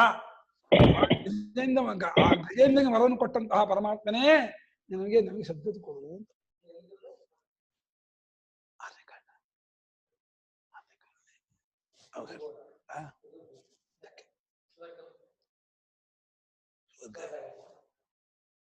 ಹೇಳ್ತೀನಿ. ಧುರ್ಯ ಆಯ್ತಾ. ವರದಃ ಆಯ್ತು. ವರದ ಅಂದ್ರೆ ವರವನ್ನು ಕೊಡುವಾತನು ಅಂತ. ವಾಯುವಾಹನ ಅಂತಿದೆ. ವಾಯುವನ್ನೇ ವಾಹನವಾಗಿ ಉಳ್ಳವನು ಅಂತ. ಅಂದ್ರೆ ವಾಯು ರೂಪದಿಂದ ಸಂಚಾರ ಮಾಡುವಾತನು ಅಂತ ಅನ್ಬೋದು. ಇನ್ನೊಂದು ಏನ್ ಅರ್ಥ ಮಾಡಿದರೆ, ವಾಯುವು ಸಪ್ತಮರುತ್ತಗಳಾಗಿ ಪುರಾಣದಲ್ಲಿ ವರ್ಣನೆ ಮಾಡಿದೆಯಂತೆ. ಸಪ್ತಮರುತ ಒಬ್ಬನು ಅಂತ. ಆಧ್ಯಾತ್ಮಿಕ ಮನುಷ್ಯನ ಶರೀರದಲ್ಲಿ ಪ್ರಾಣಾಪಾನಾದಿ ರೂಪದಿಂದ ಅವನು ಇದ್ದಾನೆ ಅಂತ. ಸೃಷ್ಟಿಯಲ್ಲಿ ಆವಹ ಪ್ರವಹ ಸಂವಹ ಈ ರೀತಿ ಇದ್ದಾನೆ. ಎಲ್ಲಾ ರೂಪದ ಮರುದೇವತೆಗಳು ಭಗವಂತನ ವಿಭೂತಿಗಳೇ ಆದ್ದರಿಂದ ಇಂಥ ವಾಯುದೇವತೆಯನ್ನು ಹೊರುತ್ತಾನೆ. ವಾಯು ವಹತೀತಿ ವಾಯುವಾಹನ. ವಾಯುರೇವ ವಾಹನ ವಾಯುವಾಹನ ಮಾಡೋದು. ವಾಯು ವಹತೀತಿ ವಾಯುವಾಹನ ಮಾಡ್ಬೋದು. ವಾಯುವನ್ನು ಹೊತ್ಕೊಂಡವನು ಅಥವಾ ವಾಯುವನ್ನೇ ವಾಹನವಾಗಿ ಉಳ್ಳವನು ಎರಡು ಮಾಡ್ಬೋದು. ವಾಯುವಾಹನ. ವಾಹಯತಿಯಿಂದ ಹೊತ್ಕೊಂಡು, ವಾಹ ಪ್ರಾಪಣೆ ಧಾತುಗೆ ನಿಚ್ಚು ವಾಹಯತಿ ಅಂತ ಹೊತ್ಕೊಂಡವನು ಅಂತ, ವಾಯುವನ್ನು ಹೊತ್ಕೊಂಡವನು ಅಂತ. ಅಥವಾ ವಾಯುವನ್ನೇ ವಾಹನವಾಗಿ ಇಟ್ಕೊಂಡು ಜಗತ್ತಲ್ಲಿ ಸಂಚಾರ ಮಾಡುವಾತನು ಅಂತ. ಎಲ್ಲರೂ ಅವನಿಗೆ ಹೋಗಕ್ಕೆ ಅವನಿಗೇನು ನಮ್ಮದು ಕಾರ್ಯದಿಂದ ಅಯ್ಯೋ ವಾಯು ರೂಪದಿಂದ ಸಂಚಾರ ಮಾಡ್ತೇವೆ ಅವನಿಗೇನಂತೆ ವಾಯುವಾಹನನು ಅಂತ. ಇನ್ನೊಂದು ವಾಸುದೇವ. ವಸತೀತಿ ವಾಸು ದ್ಯೋತತೆ ಇತಿ ದೇವ. ವಾಸನಾದ್ವಾಸುದೇವಸ್ಯ ವಾಸಿತಂತೆ ಜಗತ್ರಯಂ ಸರ್ವಭೂತ ನಿವಾಸೋಸಿ ವಾಸುದೇವ ನಮೋಸ್ತುತೇ. ಇದೇ ರೂಪದಲ್ಲಿ ಎಲ್ಲಾ ರೂಪದಲ್ಲಿ ವಾಸ ಮಾಡ್ಕೊಂಡಿದ್ದಾರಂತೆ. ಇದಲ್ಲೂ ಇದ್ದಾನೆ. ಇದೆ ಅಂತೀವಲ್ಲ, ಇದೇ ಅನ್ನೋ ರೂಪದಿಂದ ಇದ್ರಲ್ಲಿ ವಾಸ ಮಾಡ್ಕೊಂಡಿದ್ದಾನೆ. ಪುಸ್ತಕದಲ್ಲೂ ಇದೇ ರೂಪದಿಂದ ವಾಸ ಮಾಡ್ಕೊಂಡಿದ್ದಾನೆ. ಪ್ರತಿಯೊಂದು ಪದಾರ್ಥದಲ್ಲೂ ಇದೇ ಅನ್ನೋ ರೂಪದಿಂದ ವಾಸ ಮಾಡ್ಕೊಂಡಿದ್ದಾನೆ ಅಂತ ಅವನು ವಾಸು. ಮತ್ತು ಇದೇ ವಾಸ ಮಾಡ್ಕೊಂಡಿದ್ದಾನೆ ಅಂತೇಳಿ ತೋರುತ್ತಲ್ಲ, ಗೊತ್ತಾಗುತ್ತಲ್ಲ, ಅದು ದೇವ. ಜ್ಯೋತನ ದೇವ, ಬೆಳಗುವನಾದ್ರೆ ದೇವ. ವಾಸ ಮಾಡ್ಕೊಂಡ ವಾಸು. ವಾಸುಶ್ಚಾಸು ದೇವಶ್ಚ ವಾಸುದೇವ. ವಾಸವೂ ಮಾಡ್ಕೊಂಡಿದ್ದಾನೆ, ಬೆಳಗುವನೂ ಆಗಿದ್ದಾನೆ. ಅಂದ್ರೆ ಸಚ್ಚಿದ್ರೂಪದವನು ಅಂತ ಅರ್ಥ. ವಾಸುದೇವ ಅಂದ್ರೆ ಸ್ವದ್ರೂಪದವನು, ಚಿದ್ರೂಪದವನು ಅಂತ ಅರ್ಥ. ಸಚ್ಚಿನ್ಮಾತ್ರನಾಗಿ ಜಗತ್ತೆಲ್ಲ ತುಂಬಿಕೊಂಡಿದ್ದಾನೆ ವಾಸುದೇವ. ವಾಸುದೇವ ಸರ್ವಮಿತಿ ಸಮಹಾತ್ಮ ಸುದುರ್ಲಭ ಬಹೂನಾಂ ಜನ್ಮನಾಮಂತೆ ಜ್ಞಾನವಾನ್ ಮಾಂ ಪ್ರಪದ್ಯತೆ ವಾಸುದೇವ ಸರ್ವಮಿತಿ. ಇಂಥ ಈಗ ನಾವು ಚಿಂತನೆ ಮಾಡ್ತಾ ಇದೀವಲ್ಲ, ಇದೇ ತರಹದ್ದಾದ ಎಷ್ಟೋ ಜನ್ಮಗಳಿಂದ ಆ ಸಂಸ್ಕಾರಗಳನ್ನ, ಭಾವನೆಗಳನ್ನ, ಚಿಂತನೆಯನ್ನ ಇದನ್ನ ಮಾಡ್ಕೊಂಡು ಸಂಸ್ಕಾರಗೊಂಡು ಅನೇಕ ಜನ್ಮಗಳ ಕೊನೆಯಲ್ಲಿ ಅವನು ಜಗತ್ತೆಲ್ಲವೂ ವಾಸುದೇವ ಭಗವಂತನೇ ಅಂತ ಹೇಳಿ ಕಟ್ಕೊಳ್ತಾನಲ್ಲ, ಅವನು ಮಹಾತ್ಮ ಕಣ ಅರ್ಜುನ. ಅವನು ಅತ್ಯಂತ ದುರ್ಲಭ. ಆ ವ್ಯಕ್ತಿ ಸಿಗೋಲ್ಲ. ಆ ವ್ಯಕ್ತಿಯ ಹಿಂದೆ ನಾನ್ ನಡೀತಾ ಇರ್ತೀನಿ ಅಂತ ಭಾಗವತ ಹೇಳಿದ್ದಾನೆ. ಆ ತತ್ವಜ್ಞಾನಿಯ, ಆ ಮಹಾಭಕ್ತನ ಹಿಂದೆ ನಾನು ಯಾಕೆಂದ್ರೆ ಅವನು ಹೆಜ್ಜೆ ಇಟ್ಟ ಜಾಗದಲ್ಲಿ ನಾನು ಹೆಜ್ಜೆ ಇಟ್ಟರೆ ನಾನು ಪವಿತ್ರನಾಗ್ತೀನಿ ಅಂದ್ಕೊಂಡು ನಾನು ಹೋಗ್ತೀನಿ ಅಂತ ಇಲ್ಲ. ಅಬ್ಬಾ ಇದೇನಮ್ಮ, ಭಗವಂತ ಪವಿತ್ರ ಆಗ್ಬೇಕಂತ ಆ ಭಕ್ತನಿಂದ. ಈ ಭಾಗವತಕಾರನಿಗೆ ಆ ಭಕ್ತನ ಎಲ್ಲಿಡ್ಬೇಕು ಅಂತ ಗೊತ್ತಾಗಿಲ್ಲ. ಒಮ್ಮೆ ನಾರದ ಮಹರ್ಷಿಗಳು ವೈಕುಂಠಕ್ಕೆ ಹೋಗ್ಬಿಟ್ರು. ವೈಕುಂಠಕ್ಕೆ ಹೋದಾಗ ಅವ್ರು ಹೋದಾಗ ಆ ಮುಂಭಾಗದಲ್ಲಿ ಒಳ್ಳೆ ರಕ್ತ ಖಚಿತವಾದ ಸುವರ್ಣಮಯವಾದ ದೊಡ್ಡ ಬಾಗಿಲು. ಆ ಬಾಗಿಲು ಲಕ್ಷ್ಮೀದೇವಿ ಬಾಗಿಲು ಒರ್ಸ್ಕೊಂಡು ನಿಂತ್ಕೊಂಡಿದ್ಲು. ನಾರದು ಬಂದ್ಬಿಟ್ರು. ಏನ್ ಬರ್ತಿದಾರ, ಎಲ್ಲಿ ಹೋಗ್ತಿದ್ದಾರೆ ಅಂತ ನೋಡೋಣ ಅಂತ ಅಲ್ಲೇ ನಿಂತ್ಕೊಂಡು ಲಕ್ಷ್ಮೀದೇವಿ ಇವ್ರ ಮನೆ ಹತ್ತಿಗೆ ಬಂದು, ಓ ನಮ್ಮನೆಗೆ ಬರ್ತಿದಾರ ಅಂದ್ರು. ಬನ್ನಿ ಬನ್ನಿ ಬನ್ನಿ ಮಹರ್ಷಿಗಳೇ, ದೇವಋಷಿಗಳೇ, ಏನು ಅಪರೂಪ ಬಂದಲ್ಲ, ಬಹಳ ಸಂತೋಷ, ಬನ್ನಿ ಬನ್ನಿ ಅಂತ ಹೇಳಿ ಲಕ್ಷ್ಮೀದೇವಿ ಮನೆ ಒಳಗೆ ಕರ್ಕೊಂಡು. ಅಲ್ಲ, ಸ್ವಲ್ಪ ನಿಮ್ಮ ಯಜಮಾನ್ರನ್ನ ಕಾಣ್ಬೇಕಾಗಿತ್ತು, ಅವ್ರು ಎಲ್ಲಿದ್ದಾರೆ ಅಂತ. ಹೌದೇ, ಅವರು ದೇವ್ರ ಕೋಣೆಯಲ್ಲಿದ್ದಾರೆ, ದೇವ್ರ ಮನೆಯಲ್ಲಿದ್ದಾರೆ. ಅವ್ರು ಏನ್ ಮಾಡ್ತಿದ್ದಾರೆ ಅಂತ. ಅಲ್ಲಿ ಅವನು ಪೂಜೆ ಮಾಡ್ತಿದ್ದಾರೆ, ಅನುಷ್ಠಾನ ಇದೆಯಲ್ಲ ಅವ್ರು ಮಾಡ್ತಿದ್ದಾರೆ ಅಂತ. ಇದೆಂತ ಇದು, ಈ ಜಗತ್ತೇ ವಾಸುದೇವ ಭಗವಂತನನ್ನು ಪೂಜೆ ಮಾಡುತ್ತೆ, ಅವನಿಂದ ಯಾರನ್ನು ಪೂಜೆ ಮಾಡ್ತಾನಪ್ಪ ಇವನು ಪುಣ್ಯಾತ್ಮ, ನೋಡೇ ಬಿಡ್ತೀನಿ ಅಂತ ಕುತೂಹಲ ಬಂದ್ಬಿಡ್ತು ನಾರದರಿಗೆ. ಅವ್ರು ಹೋದ್ರು. ನಾರಾಯಣ ಮನೆಯಲ್ಲಿ ಕೇಳ್ಬೇಕೆ, ಕಿಲೋಮೀಟರ್ ಗಟ್ಟಲೆ ದೊಡ್ಡದು. ಅದು ಬಂಗಾರ ಖಚಿತವಾದಂತಹ ಅರಮನೆ, ರಕ್ತ ಖಚಿತವಾದ ಅರಮನೆ. ಒಳಕ್ ಹೋದು ಅಲ್ಲಿ ಹೋದು ಆ ದೇವರೇ ನೋಡಿದ್ರೆ ಅತ್ಯಂತ ವೈಭವೋಪೇತವಾದಂತಹ ದೇವರ ಗುಣ ದೊಡ್ಡ ಬಂಗಾರದ ತಗಡು ಅಲ್ಲ ಹಸ್ತಕ್ಷಿತವಾಗಿದೆ, ಅದ್ಭುತವಾಗಿದೆ. ಅಲ್ಲಿ ಒಳಗೆ ಹೋದು ಅವ್ನು ನೋಡ್ತಾನೆ ನಾರಾಯಣ ಪದ್ಮಾಸನದಲ್ಲಿ ಧ್ಯಾನ ಮಾಡ್ತಾ ಕೂತ್ಕೊಂಡ್ಬಿಟ್ಟಿದ್ದಾನೆ. ಕಣ್ಣಲ್ಲಿ ಧಾರಾಕಾಲ ನೀರು ಹಿಡಿತಾ ಇದೆ ನಾರಾಯಣನಿಗೆ.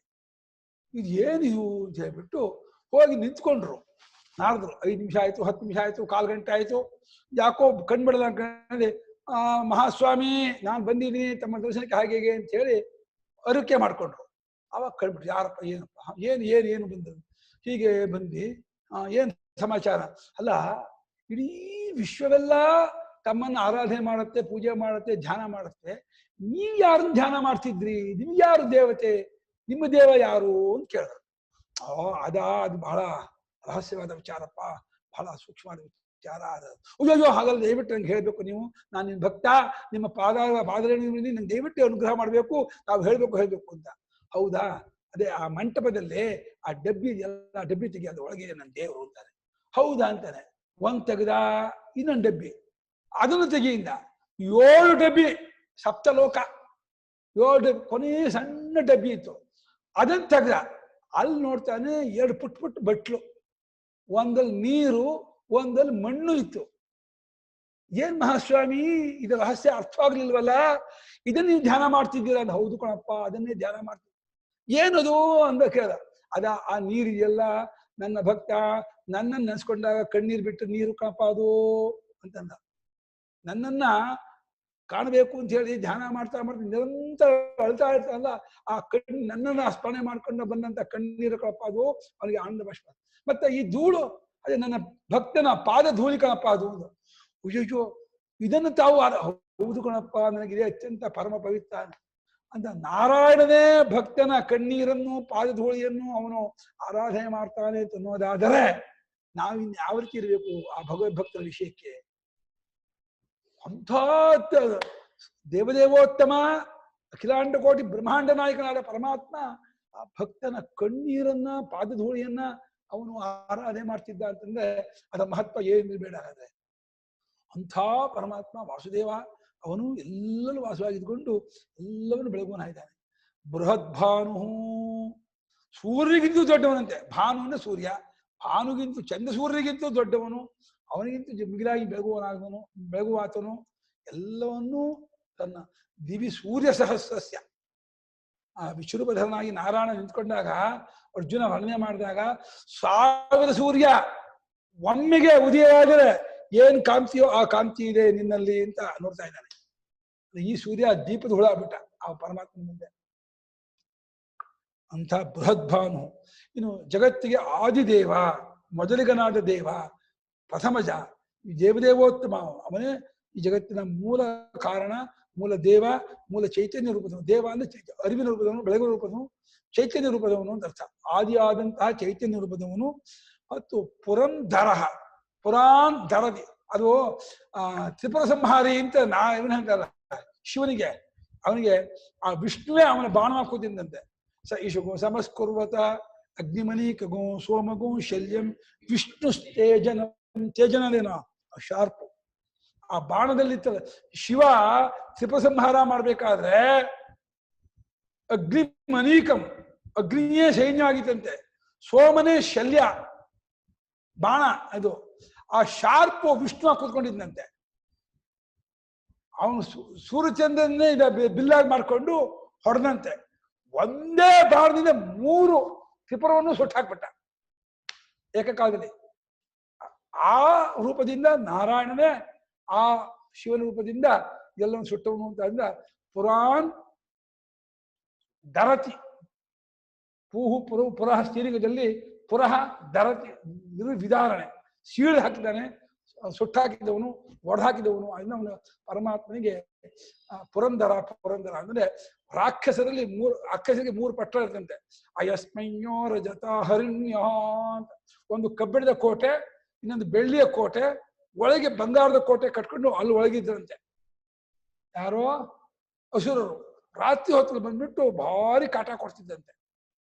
ಅವರು ಈ ವರ ತಗೊಂಡಿದ್ರು, ಪ್ರಪಂಚದ ಅತ್ಯಂತ ಶ್ರೇಷ್ಠನಾದಂತಹ ಧನುರ್ಧಾರಿಯಿಂದ ಒಂದೇ ಕಾಲಕ್ಕೆ 3 ಪಟ್ಟನ್ನು ಹೊಡೆಯುವ ಸಾಮರ್ಥ್ಯ ಇದ್ದಂತ ಮಹಾತ್ಮನಿಂದಲೇ ನಮಗೆ ಸಾವಾಗಬೇಕು ಅಂತ ಅದನ್ನ ವಿಷ್ಣು ಅವನಿಗೆ ಮಾಡಿಸ್ಕೊಟ್ಟ ಶಿವನಿಗೆ. ಹಾಗಾದ್ರಿಂದ ಪರಮಾತ್ಮ ಪುರಂದರ, ರಾಕ್ಷಸರ ಪುರವನ್ನ ಸಂಹಾರ ಮಾಡಿದವನು ಅಂತ ಹೇಳಿ ಅವನ ಹೆಸರು.